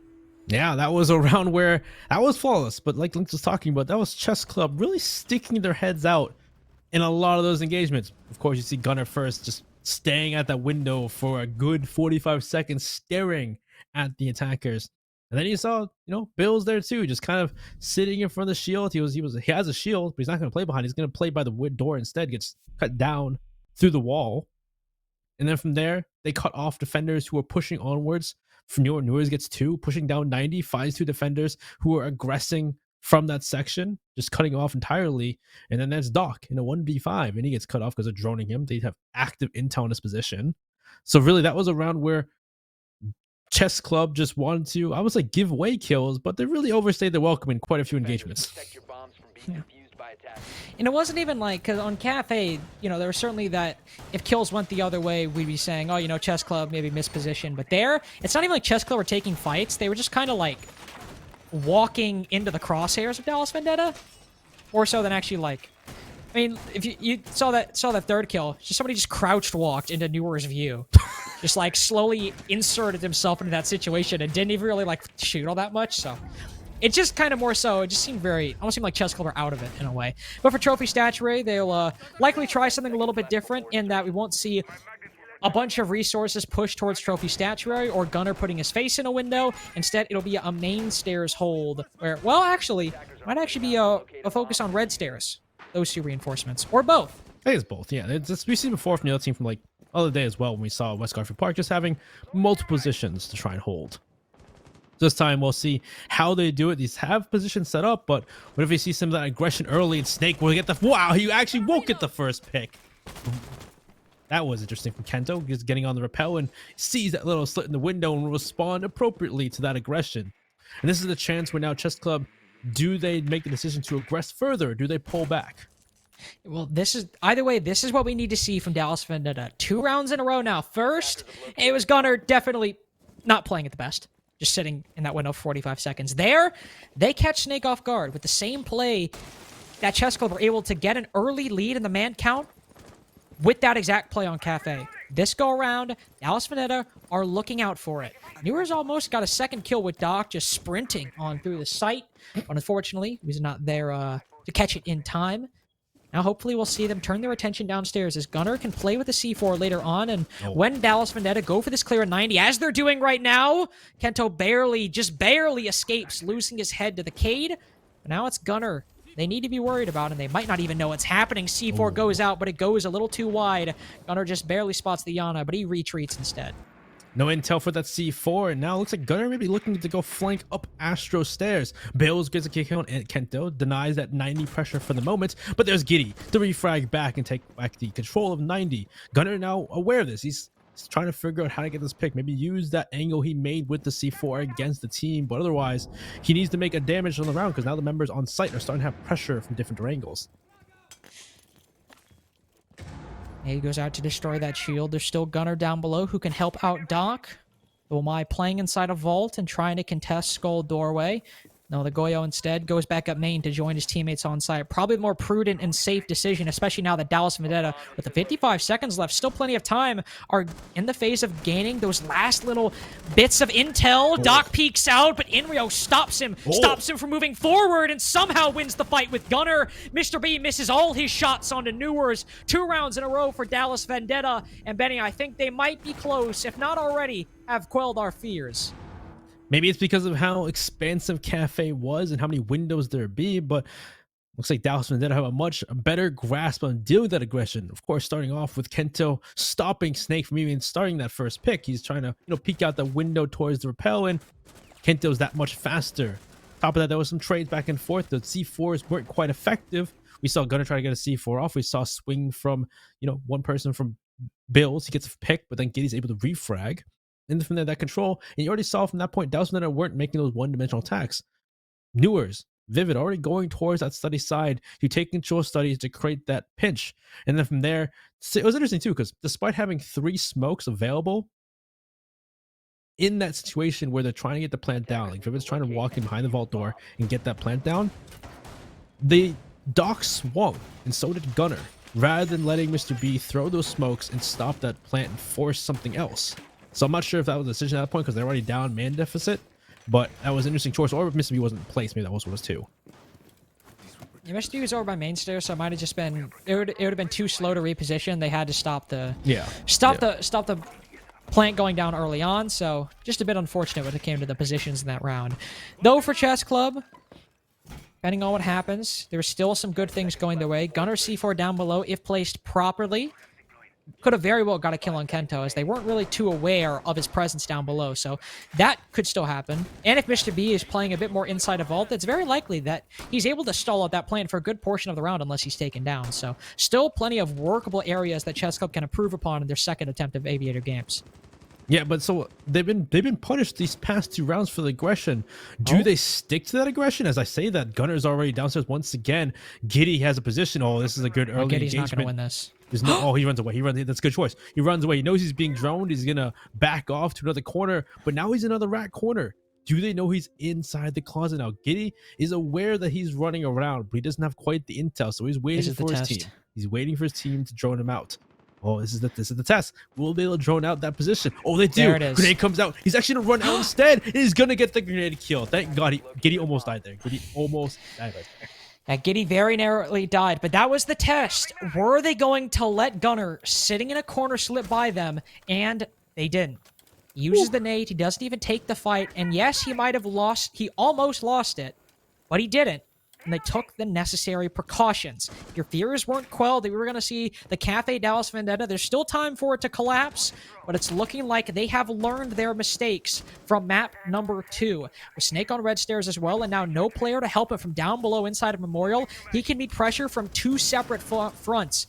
Nades coming over from Boar, and somebody pushing the bottom of red stairs. Bills might be there to help him inside of 90, but he can only do so much from this area. Snake instead will get aggressive. He tries to even it up, but Vivid, he is quicker on the reaction time, unfortunately. And it's Chess Club for another round on the back foot, but here's Bills trying to bring it back in 90. Inrio's trying to take that fight first without any way of refragging that, so they'll give one back to the defensive Chess Club. But still, a lot of control here. Oh, a shield goes down. Perfect chance for Vivid to swing onto Doc as that shield gets destroyed from below. So now it's Bills, Mr. B. It's 1C4 and smokes. They try and stop them if they go for the plants. But I doubt in this position they will go for the plant because they know that they have the utility to stop them. We'll see if Dallas Vendetta do go for the kills. What is the choice here? Or do you just try and bait out that utility? Mr. B is getting crazy inside a study. Ooh, definitely getting crazy, getting mobile with the shotgun. He stopped an important player and attained an important bit of control, but it's all really going for Chess Club. Now that Bills falls on the floor, nice shot by Mr. B to make up for the miss spray last round.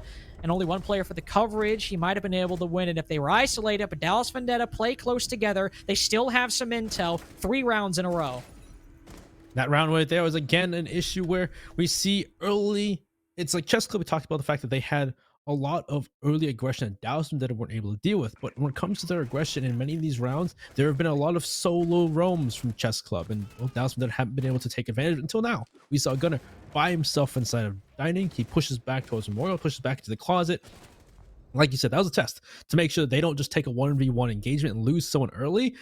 Giddy takes the precaution, throws the grenade, forces Gunnar to either take the grenade, which he does in the end, or take the fight, which he does run out. He takes the grenade. Giddy does lose some health, but still, great to see that. And then there, Snake on red stairs has no support. So he either has to back off, maybe run downstairs, try to get away with his life, or aggress. He chooses the latter. He aggresses. He tries to then stop them from grenading him out of red stairs. He loses that fight too. Vivid then playing for the next pick. They destroy the shield right by Map's table, kills the guy behind it right as Vivid swings. Great coordination from Dallas Vendetta. And then you're in a 2v4 at that point. Well, actually, no, it's a 2v5 at that point. And sure, Mr. B and the other player have to get aggressive. Mr. B tries to find control, tries to take control, so he stops Dallas Vendetta from taking that control. But his other teammate dies. He's in a 1v3. He's in a 1v3, actually. I think he's 1v2 because he kills the third person. But at that point, they have control of games. They kill him. End of the round. Dallas Vendetta 3 rounds in a row now. Going back to trophy stats, this was the first round and a flawless one from Dallas Vendetta. The Chess Club, I doubt, will make the same mistakes that they did previously, because it wasn't that they were going by their playstyle and getting punished. Though, well, for Gunnar, it definitely was. But for everyone else, it was just getting caught in some off positions that maybe lazy isn't the proper word, but definitely just seemed odd at that, and something I don't think we'll see happen again, especially because Dallas Vendetta aren't trying to clear it. They're going over for Master Bedroom with going something a bit more direct than previously. Bill spotted inside a bathroom. He'll quickly move back to his position inside of Astronomy, as everyone from the attack will be focused on opening up this bedroom wall, and Giddy, of course, hoping and luckily taking down an important operator with barely any cost for the attack. And that's that off positioning. I don't know what Bills was doing, but he's just in front of the window. Sure, maybe he didn't hear the drone, but you think at that point, having been drone in bathroom, he would have backed off to behind the Astro desk. He just kind of sits in front of the window. Easy pick for Giddy. Now Mr. B will take his place because you've already lost your smoke. And so far from Dallas Vendetta, first step, take control of Master Bedroom. There is an electrical though. There's a kite on the board, so they need to deal with the electrical by grenades from above, or what have you. At least now they have the Nomad to stop some re-aggression into these, areas that they take control of, whether it be Master Bedroom or whether it be bathroom itself. But we'll see how, Chess Club react now, because if they can re-aggress maybe towards, they can stop them from taking any other control and make this a one-dimensional attack, that could be good. Chess Club might be in a good position to start taking some control. Sure, Mr. B's blinded, but only 2 drones for Dallas Vendetta and over half the round remaining. Gunner's still on the roam. Mr. B can activate his ERC and deny whatever intel, whatever remaining drones Dallas Vendetta can use, deny the attack from getting at Snake as well. Was playing all the way on the other side of the map. He breaks open a window and cuts down Giddy. Back to a 4v4. And again, to emphasize, Dallas Vendetta might not have the sheer capabilities with their drones to find these remaining players still in the wind and even inside of the site. The triple panel, the Master Bedroom, leading from statue into bedroom, still solid. It's not been pierced yet, or at least part of it is still solid, providing a nice little area for the defense to play behind if they can. Mr. B prone on the ground, waiting, just begging for someone to peek, to give their life up, but Inrio instead backs all the way out of the site. Vivid will hold off for the time being. Inrio moves to Astro Opel Smart. Not a lot of time remaining, but Newers is moving up the stairs in tandem with this rotate. It's a well-thought-out one. He catches Mr. B off guard. The Vigil went for the flank, but he was surprised in turn. Snake and Doc, well, one starts fighting back, and Snake could get a kill here if Kento can't react in time. But who you peek, and Kento's feeling himself today. A 2-piece to finish off the round, and Dallas Vendetta certainly gunning for revenge on Villa. In this round, really articulates things we've seen in the past with this team, where they have no real control. They haven't opened any walls, but able to take the fights and win one after another, despite not having the control needed, despite that being a mainly one-dimensional attack. They haven't even opened triple wall. The only way they could win the round was walk up Astro stairs or walk in bricks. And which would happen? Newers walks up Astro stairs. He cuts down 2 members, one inside of Astro, one that went for a flank behind him. The 2 members go down early, and Kento able to walk through from bricks, slow walks in, catch someone off guard. gets that pick. So just the fact that even Chess Club had all this control, had all these safe angles closed, that had all their walls still intact, and getting picked off one after another. And that's very surprising, contrary to their last map where they were able to keep walls closed and win so many fights. Attackers have located a bomb. Now, of course, we're contractually obligated to say this. Could still be an attacker side of Villa. Yep. We've yet to see the other half. But this is definitely looking very good for Dallas Vendetta. Let me just say that. Chess Club, their chief strategy, been shut down at every turn, even with only 2 drones still able to win those fights. Very impressive by Dallas Vendetta. For going further on this attack, it's kitchen dining defense. I don't know why our brain just stopped for a second. I think it's just because I saw the arrows. I was like, oh no, what if it's living room library? Chess Club will still extend their tentacles a little bit further out into the building. Some upstairs, some horizontally, with Mr. B at the core, the beating heart, to try to provide any of these players playing off the site. They have tentacles? That's kind of gross. It was a metaphor. Not actually. Well, let's see. Mr. B has that cardiac sensor, so he's going to play for his team and see if he can find anything from the moment. But like you said, there's a lot of members, and once again, like Chess Club, they have a lot of players just kind of off on their own in many different sections of the map. So far from Dallas Vendetta, they've been able to take advantage of that. They're able to find those picks and really deal damage to this defense every single time. But at least with Mr. B, with all the information, he should be able to coordinate a lot better for his team to pull back in certain situations if he knows that they're mainly going for sight, maybe not even trying to deal with the room upstairs. As at least Mr. B just looking around, seeing what's going on for the moment. One member on the balcony is in Rio, but so far, Dallas Vendetta hasn't made any real moves except for Newers, slowly walking up those pantries or brown stairs. Nobody's spotted him just yet, as Mr. B is distracted with another part of the site. Understandable oversight, as there are quite a few players stacked on this side of the map, but it just means that Newers, whether he wants to go upstairs or horizontally, could get a kill. Bills creeps out, but neither Newers nor the Aruni spot each other. Like ships in the night, they pass each other with no lighthouse nearby, and Newers could punish Gunner for his existence up top. Mr. B will still wrangle with some attackers down below, but Newers is holding fast. Inrio takes down Gunner, so Newers can still be safe and hidden in this position. He just doesn't get a kill because of it. Well, so far, Doc goes down elsewhere to Giddy, so this control of sight now in the hands of Dallas Vendetta. Down goes Mr. B as well. That's huge. Full control, and Giddy just gets another build, unaware of his presence. It's now down to Snake to fall back down the stairs, and Newers will finish it right off. Another flawless round for Dallas Vendetta. 2 flawless rounds, 2 different sites, 5 attempts by Chess Club, all of which unsuccessful. And if it wasn't very close for Dallas Vendetta on map 2, be a hypocrite if I said it hasn't been looking very close for Chess Club at this point. One thing I want to take note of, by the way. 2 rounds in, on Cafe, Dallas Vendetta took a timeout. Try to wrap their heads back around what Chess Club are doing and implement a new strategy. It didn't work. They still tried. There's not been a timeout from Chess Club so far. 5 rounds lost in a row on what should be one of the better sides on Villa, on a map that Chess Club has won in regulation both times, and their worst being a 7-5 victory against some solid opponents. And yet they've not taken a timeout. Just an interesting thing to note. Something that might be a little bit of a difference between these 2 teams. Of course, Dallas Vendetta actually has a coach, so... I would say, Chess Club have a coach? No, they don't have a coach. But they can still call one. It's not like they're... I guess. It's like maybe they think maybe on attack it's gonna be attack side Villa. That's where they're gonna come back per se. Maybe they'll take the timeout and attack when it doesn't go back their way. Maybe that's what can happen. We'll see. But on to the last round of this half for Dallas Vendetta Chess Club for their defense and attacks. We'll see once again AVG for Chess Club once again. Where this is a round where it was just taking fights early in the round, and you saw that Snake gets that early peak, he loses it. We saw at least Bills goes for 1-for-1, but it still leads to being, a close, still a round where you're in a man disadvantage, and Chess Club aren't able to really stop Dallas Vendetta from taking these control of a study of on site. And well, so far Gunner looking to peek out, find nobody. No, finds nothing for his peek out main door. Also suffers nothing. I was about to say, I was about to completely butcher that saying, so I'm just gonna move past it entirely. I was gonna say something about risking and gaining, something like that.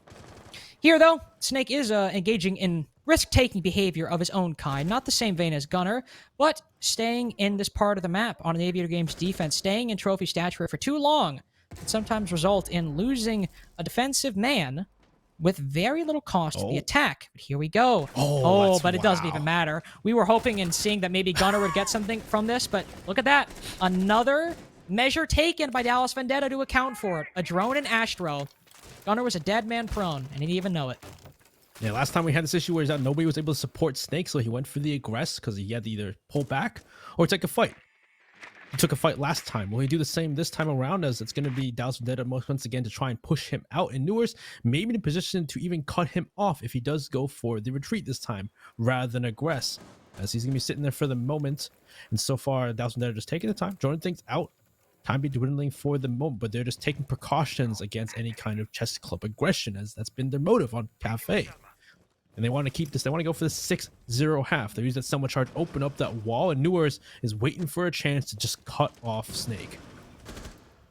Yeah, he's holding the bottom. Again, they know the Jaeger's there, but they didn't need the Z-ping to tell them that. Him and Giddy both. The latter with some utility. Never mind, not even needed. Snake knows he's likely a dead man if he just sits waiting for his fate, so he tries to gamble and play his life, but he ends up losing. And the cards do not land in his favor. Mr. B also trying to make a play, but because of the placement of that nade below the map stable, he just barely survives, and Inrio dies as a result of that nade placement. But still a 4v3, and with Mr. B taking a lot of damage, he will be able to use that utility despite the low HP, able to deny the entry into Vault. But in this 4v3, Dallas Vendetta can start surrounding the site. Giddy, who's been feeling himself in this half so far, he might need to make up for Newers, but Newers still wins the fight. Bill's a bit too slow on that one. A double kill for him standing outside study window. And if we thought Chalet was going to be problematic for Dallas Vendetta, little did we know, Villa would be even worse for Chess Club. Yeah, that was another round where aggression was met with a response. This time around, they're able to make sure they droned out Gunner, make sure he doesn't rat around a spot they wouldn't expect. They had a drone sitting in Astro, watching his very position right there. You see him murder him there, and then cutting off Snake from returning the site. Make sure that he doesn't go away with it. Make sure they can stop him from getting anywhere from sites, and from there, just pushing straight through. And it's the members of Chess Club who have to get aggressive and stop that control. At least Mr. B gets one, but he gets traded out. And then they have to aggress, take fights, and study outside site. They're losing those fights. Dallas Vendetta with 6 in a row. They need one round to finish this match up right here, right now. But hey, like we said before, PSA, this could be attacker side Villa. It certainly could. 6-0 attacking half for Chess Club would be nothing short of monumentally insane. Just like Newers being 10-1 right now. Just wanted to slip that in there. Hey, Vivid's 3-0 as well. I know he's on support, but my man has not died yet. Let's go. Got it. He even got an opening. He got an opening kill too. He's doing his best on hard support right now, and I respect that. We will not have a 22 bomb from Newers just yet, unfortunately, but he's been having a very solid game. Him and Gideon. Kento, too, I said was underperforming so far in Stage 2, just a little bit.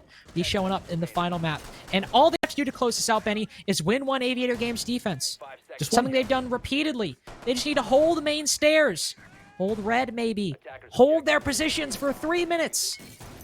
And they go to the grand finals. We never saw a main stairs push from Dallas Vendetta, actually, too. Entire game. So maybe we'll see that from Chess Club. But so far, we'll see it. Just one round. They only need one round.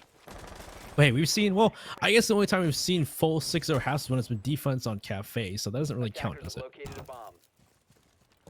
Because it's Cafe, I guess. But yeah. Hey, maybe we'll see it here. 6-0 for Chess Club, bring it back. We'll see it happen as they're looking to push this main stage, something we didn't see from Dallas Vendetta whatsoever on their half. As they're going to be droning it out, figuring it out. But again, the issue is going to be not only, having the smoke canisters and a shotgun, but also the, the vertical angles made inside of games. As Kento is going to see some things pop up to destroy some of that barbed wire, use some of that utility to make their way easier up those stairs. But other than that, we need to see more from them, whether it be grenades from below or gates from other directions. Your response, the barricade, very noticeably suddenly losing a couple pallets. Doc is currently out there. Ooh, unfortunately, Zofia walks in front of Mr. B's flash. It goes away, but it will still burn those ADSs. But can the nade land in time? Yes, it does, but Kento's still alive with a toxic canister in front of him and no shield. Sure, he'll try to make this work. Ooh. Snake gets the first, and the drone goes out, but Kento shoots it before it can spot him. There's another nade coming through, though. He's got to be careful.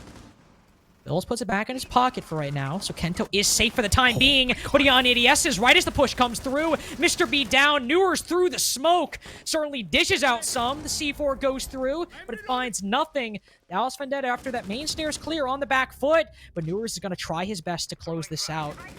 There's one right around the corner, sees the head inside his study. He pushes back, but Snake is right there with a triple kill to give Chess Club their first round on Villa.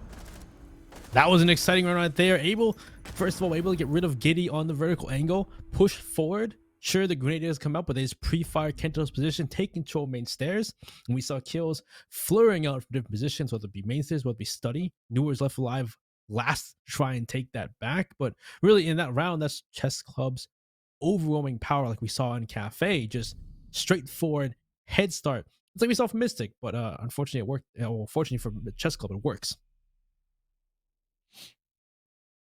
Got their first round. Every journey begins with a single step. They got their first. Now you just need to get your second. And soon you'll be walking out the door. That's what Chess Club need to keep in mind right now. Don't let things get too grim. You'll be there in no time. See if they can make their next attack work. Main stairs clear for Aviator Games went well. Now they have to deal with a new site. For Dallas Vendetta, looking like they'll still try to keep this one a little bit closer to home, not wanting to extend too far. They just might. There is a castle on the board, and, well, anything can go when it comes to extensions with him. Even a closet hold sometimes will come through. Looking right now like they might instead be playing a little bit further into master bedroom based on where these castles are positioned. Interesting.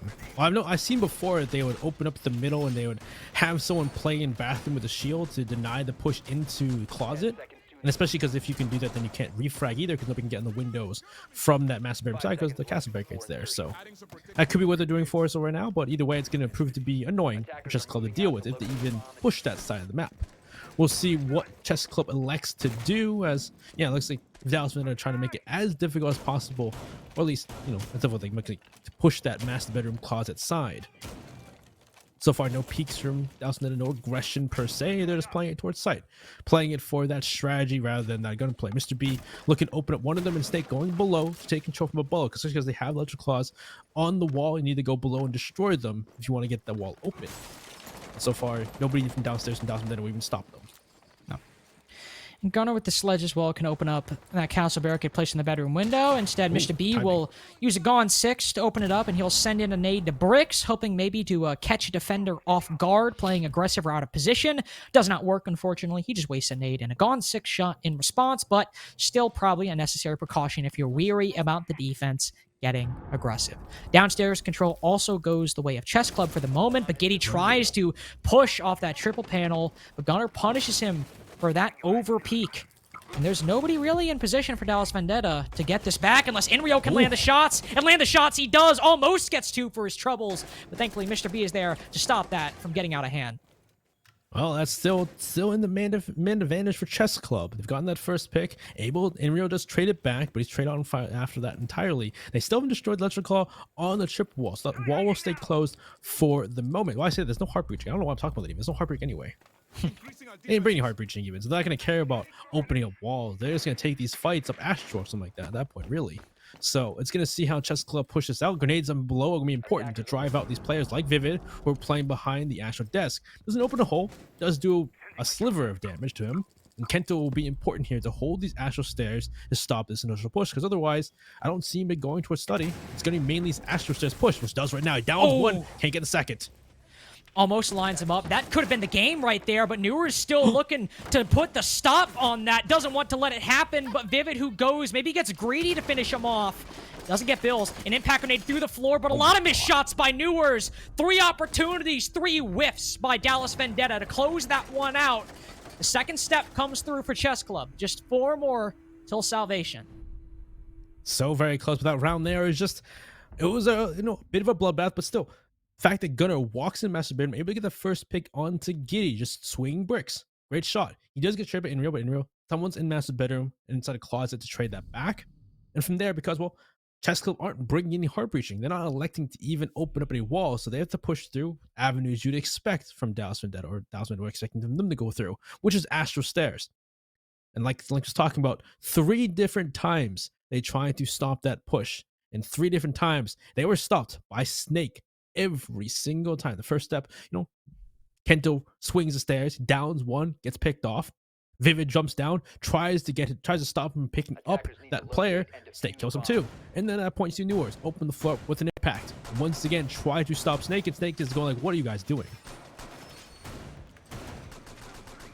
Dallas Vendetta, before going to Kitchen Dining, will try Aviator Games from a different point of view this go around. They saw how quickly Chess Club were able to stomp up main stairs when there was only Kento and a toxic canister in their way. They'll, of course, put Kento back on the Jaeger, bring the smoke again, but also bring the Tachanka to provide some more denial for that main stair side. We'll likely see Giddy playing, honestly, probably playing that same vertical angle he got shot off last time, but with those Shumika grenades, he can stop Chess Club from pushing up those stairs as aggressively as they did, or even if they do, make it happen a lot later on. Make it happen on Dallas Vendetta's timetable.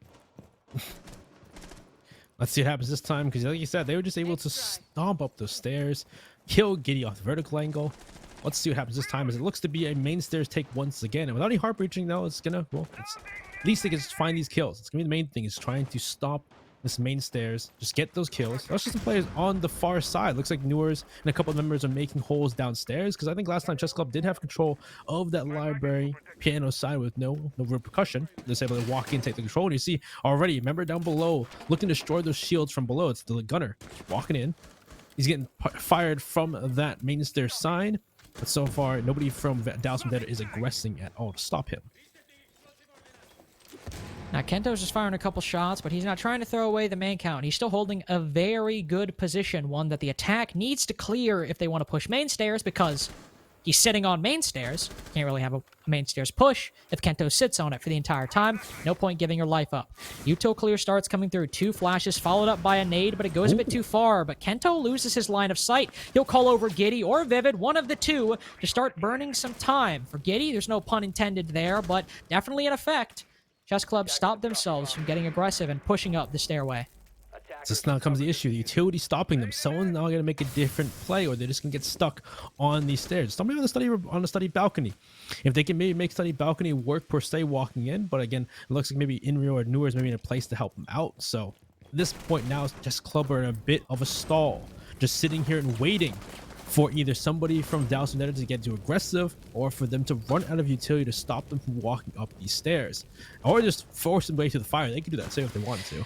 They could do that, but this is just beautifully played by Dallas Vendetta so far. Finally, they start pushing on up. Ooh, Kento snapshots Mr. B before he retreats around the corner. Vivid gets one on the board too, but we even out with almost dead even. Giddy and Snake both on 1 HP, or effectively for the Zofia. And main stairs certainly goes the way of Chess Club, but with not much time left. They might have taken down the smoke, and Giddy might be low HP, but he's still got 7 Shumika grenades to make it so much slower for Chess Club. Snake desperately, without a care in the world, firing shots up through bar, hoping he can take down Giddy, who's so tantalizingly close to death's door. He will continue layering the fire down on the main stairway. 1 on 90 repel. Newers goes down. Chess Club just might have their opening, just might have a saving grace. Giddy's accounted for this. He started putting fire on the skull doorway, and he doesn't know he's creeped on in. He's used all of his Shumika grenades. Gunner's hitting it from the back, but Giddy takes him down. The bomb goes down successfully with Doc and Snake both having their guns up now. Giddy somehow has to win this. A flashbang goes out, poorly timed, but it does so much damage in proportion to what Giddy has left. It hits him in the face and puts him just that much closer to the line over death. Snake goes down below. A good play with the lifelines that he has. He can deny this and even kill the Tachanka with the impact. If Giddy goes to the defuse, he is a dead man. He hears the ping go out, and there goes Giddy, blown sky high. 3 rounds in a row for Chess Club. We're halfway there, boys. Halfway there for Chess Club. We were so good. And that round was that was a bloody one. That was one where at least Dallas Vendetta used quite a bit to stop Chess Club from walking up those main stairs. But once again, Well, at least I'll say not once again, but this time it went a lot better. At least they went traded out 2 for 2. They had a 3v3 in the end. Giddy's low HP though, but the fact that they were able to then find weaknesses in that defense, big thing being that 90 control. Gunner and Newer just sitting in that 190 window, one playing the 90 area, just waiting. And that was kind of the big point. The fact that Newers then goes down in that engagement, giving control of 90 to the attack, then having the control of a classical to wrap around and get those picks on Inrio, and then leaving Giddy all by himself. The plant goes down. He doesn't have utility to stop the plants. He's got to try and find his way back in Aviator, and he can barely do that. He's got 25 HP. What's he going to do? So now 3 more rounds. Chess Club are that much closer. Going to dining room and kitchen. Dallas in his first try. Yeah, first try of dining room and kitchen. They'll have time because they took this tactical timeout to fully prepare for the site, how they want to run this, what countermeasures they want to have for what Chess Club have been doing. Though no main stairs on the board. Will be a little bit of a different story. Likely going to probably anticipate that Chess Club, I say, would go for the roam clear, but we haven't seen a lot of teams do that much recently. Might be more of the horizontal being prioritized by Chess Club on their attack. We'll just have to see. The pulse will be useful either way, as you'll see. Giddy is running him. Whether they go upstairs or go horizontally, Giddy will be the one watching to see and hopefully predict what Chess Club are going for if you want to win this out. Dallas Vendetta's timeouts might not have been the best in the past, but here, the trend holds that the team who takes a timeout normally wins it. They're in the grand finals. Oh, so very close. Dallas want to see one round. Just one. Like Link said, they could be in the grand finals right here. But we'll see how this roam goes for them, as they have, of course, they have the tools for roam. They have, of course, the Mozzie, the Mute, the Vigil. Wasting time and Giddy on top of it can use the card to give intel for his team to play off of. Because so far, Dallas when it came to these rounds, there has been a lot of aggression. They've been playing more towards site, playing more for that bunker style defense, which we've seen in the past. We've seen them do quite often.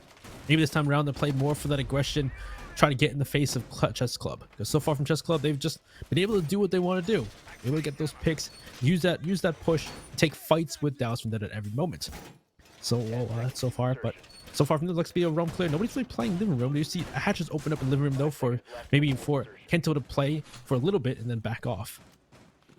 Attacker's objective is to defuse a bomb. Interested to see where Chess Club, what angle they decide to tackle this problem from. Appears to be a horizontal. Obviously, they could go upstairs and move over from Aviator Games, but in all likelihood, when we see teams spawn all the way over on this side, they're going to take this horizontally, or at a bare minimum, do about 2 on the top floor, 2 on the bottom floor, and just start over there for the time being. Here, there is a couple players up top for Dallas Vendetta, both Inrio and Newers sitting in that spot right now, with Giddy looking around saying, where the hell's the attack? Nowhere to be found. Well, Kento could be the first engagement here, as Snake's going to push through into library, open up that door. And we've seen Kento in this position before. Most likely, once a moment's pressure comes through, he'll back off down the hatch and leave. No one's in a place to cut him off from above, so he's just got to walk through some of this gunfire. They've opened up gallery though, so there is an angle at least on a position if he does back off. Looks like a couple fires back and forth, but nobody's really pushing just yet. They're going to join up, make sure he's there. And now they're going to start taking this fight. Grenade comes out on his position and will not kill match. Just a bit too far off. He'll get the first pick on the Bills. Looking to maybe walk away, but this may not be the chance. No. Now he's got... Never mind. I was going to say he's got to be a dead man here. But Kento might just finish the game himself if Chess Club aren't careful. Gunner just sends it on in. He's trying to pierce a hole inside of the site itself. Finally, Kento falls. Both Gunner and Snake worse for wear after this roam clear and early hit of the site. Gunner by himself, if they take the 1 and win it like Vivid does, it's a 2v3, and now Snake and Doc have to regroup with 1:20 remaining. Oh wait, but look at this. Inrio, he's creeping up the stairs and he doesn't see it. Now it's all left up to Snake. He's got 11 kills so far. He's got his Zofia, what was banned from him on Cafe that didn't seem to matter. He's 11-6. The only hope remaining for Chess Club to recapture some of their former glory on Chalet. Inrio's droning him out. How the turntables at this point. The Mozzie drone spotting the Zofia. Vivid sends out the C4 over. It does not end it. It will have to be by gunplay that this game ends. Snake has to get 3 kills in the hopes of overtime. Not even the match finished. Newers goes in for the kill, but he's playing it safe. He's not trying to push his luck too far. Dallas Vendetta knows it's on Snake to make the play, and if 38 seconds go by with nothing from the Zofia, they'll win and go to the grand finals. Finally, Newer starts moving in. Snake is at a loss for words. What is he to do? He's hit in the grass before, but now it's them, Dallas Vendetta, who are coming on in. He sends out a concussion. He knows one is Tetris, but it's false hope in the end. They might have gone in the red on Chalet, but Dallas Vendetta pay their debts, punch their ticket to the grand finals, and somebody will join them by the end of the night, but we know that they'll be there first. Oh, one answer back by Dallas Vendetta, and that was such a strong 6 rounds. And at least, hey, we saw Chess Club still bring it back, though. Able to come back, bring 4 rounds or 3 rounds back, try to keep themselves in the running, but unfortunately in the end they cannot stand strong against that, especially because Kento playing his life inside the living room, able to get 2 picks of his own. Sure, Gunner and they do refrag Kento, they get 2 back, but with that detriment in manpower and not the control you really need, where do you even go from there? Is overall very difficult, extremely difficult defensive half for Chess Club, where they were just shut down in every turn with their traditional strategy. And it was so worrisome, Benny. I mean, if you saw that 7-1 from Dallas Vendetta, or sorry, that 7-1 from Chess Club, the Dallas Vendetta suffered from Chess Club, you didn't think that they'd be able to turn themselves around so quickly, so perfectly. To put, no, not at all. Yeah, to start putting nails in the coffin of Chess Club. And yet somehow they did it. And just, it was on their defenses. They started tripping themselves up. Yeah, the fact that they went 7-1 on Cafe, and they just, we've seen IF on Cafe, we're like, oh, we got this. But then they lose the 7-1, and they go on this map, and Dallas going to give us a 6-0 half on their attack. And they're just, the fact that they shut them down every single turn, that aggression we saw in Cafe, those spawn peaks, those runouts, that aggression early in the round just did not pay off, did not come to fruition whatsoever on Villa. No, they tried their best, but Newer, sure, he certainly had a great game, but most people on Dallas Vendetta, aided by the fact that it was a 6-0 half. But Kento, Giddy, and Newer is definitely the triumvirate in that match that you, if you're Chess Club, really just seem to not have an answer for in many aspects. Even then, with Kento able to get 2 kills, sure, it became a 3-3. Sure, it seemed like it might be close. But Kento was holding on for as long as he could in that final round, and that was enough in the end to tip the scales for Dallas Vendetta. Of course, that is our first series done. We'll have an interview with, I assume, Pedro, the coach, once we get that ready. Of course, we're still waiting a little bit, you know, get him all set up, get him nice and comfortable. Then we'll get to pick his brain about the series. Yeah, let's see if it happens up. And look, stats. The stats are important here, but you can tell from the stats, you can tell what kind of game this was for Dallas Vendetta, and the fact that, well, unfortunately, you know, they weren't having quite the map they wanted to for Chess Club.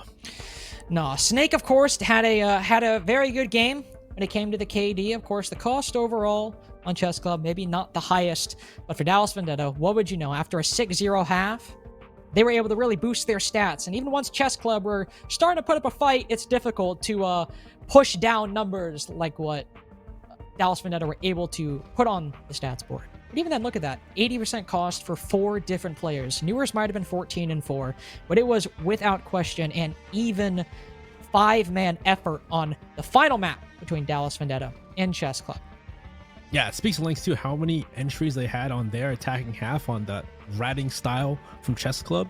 It worked so well in Cafe, but just the fact that it bit them so hard on their defense on Villa. You wouldn't expect that, how well it worked in Cafe, though.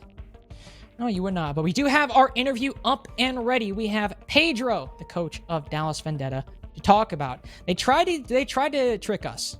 I mean, Pedro, if you can hear me, I assume you can. Yeah, I can hear you. Did you guys really need to try to trick us, thinking that series might be over for you guys on map 2? At this point, it might be the script. Yesterday, it was the same score every single map, 8-6, 1-7, and then 7-3. So it's scripted.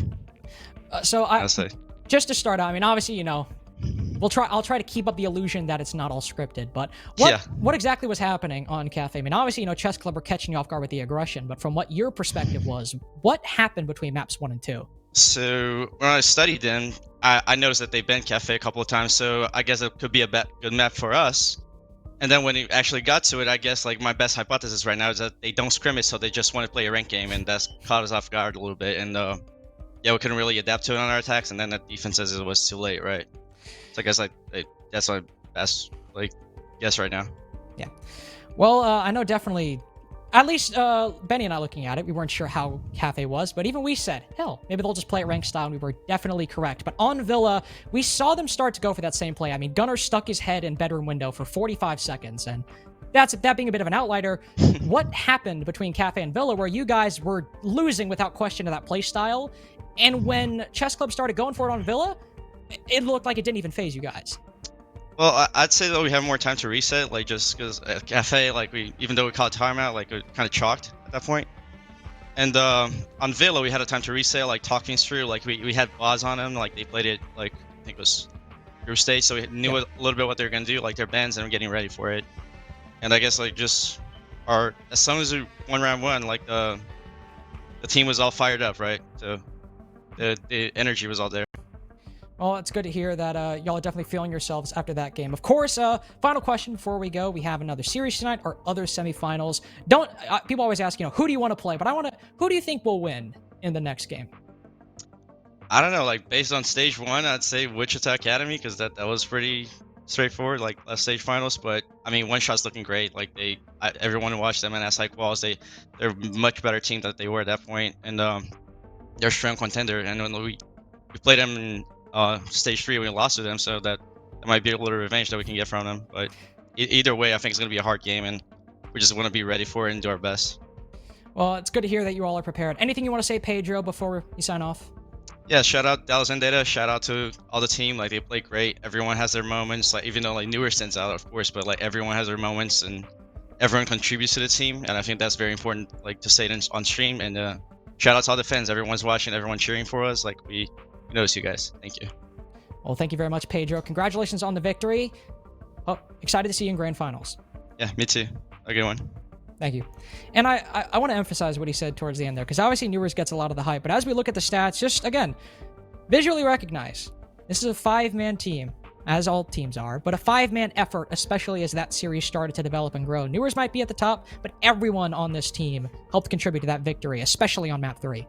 Yeah, I don't think it was much as a gap as was the other day against West Guilford Park. We see Giddy, Kento, we saw their moments shine where they did really well in Rio and Vivid too. Sure, Vivid gets a bit of the back end because of course he's on that support role. Yeah. So, he got a bit of flack, but everyone today did great work when it came to the map 1 and map 3. Map 2, we just kind of forget. Hey, but Vivid was +2 on the entry, on the hard support. He didn't have a plant though. +2 on the opening duels. That's all I'm saying. He's still getting on the board in his own unique way. That's true. He did not get the plant. It was Inrio who got the only one. So it's funny how that works out. But that is our first series, our first grand finals contestant solved. It will be Dallas VENDETTA, and our next series will decide their opponents, either One Shot or Wichita Wolves Academy, by the end of the night. Potentially, if it's a long one, by midnight Eastern time, of course. If you're Western, it's different. We could have not a rematch, unfortunately, but in the next few minutes, we will have the rematch from our Stage 1 Grand Finals. Before we go, of course, once again, shout out Mike and Ike's real quick, like we always do. Thank you to them, of course. If you thought last game was pretty sweet, or if you're Chess Club and you thought it was pretty sour, you could find that result exemplified in either choice of Mike and Ike's candy, whether it be the original or the Mega Mix or the sour. You can find something that really fits your mood after you win or lose a best of 3 in SCS. If you want to get megged up with Mike and Ike's, or you just like fruity chewy candy, Mike and Ike's will never do you wrong, as they've not done us wrong with their faithful sponsorship of some great Tier 3 Rainbow Six. So thank you, Mike and Ike's, from me personally, but also from all of us. Benny, before we go, anything you want to say? I always ask, you want to get something in for me? No, I just want to see this great. I want to see a rematch. That's all I want to see at this point. Well, let's waste no time. After this break, we will have a rematch of our Stage 1 finals to decide who goes to the Stage 2 Grand Finals. We'll be back after this break to see this exciting matchup. Have to get aggressive. Reed's looking for it, and he'll net it!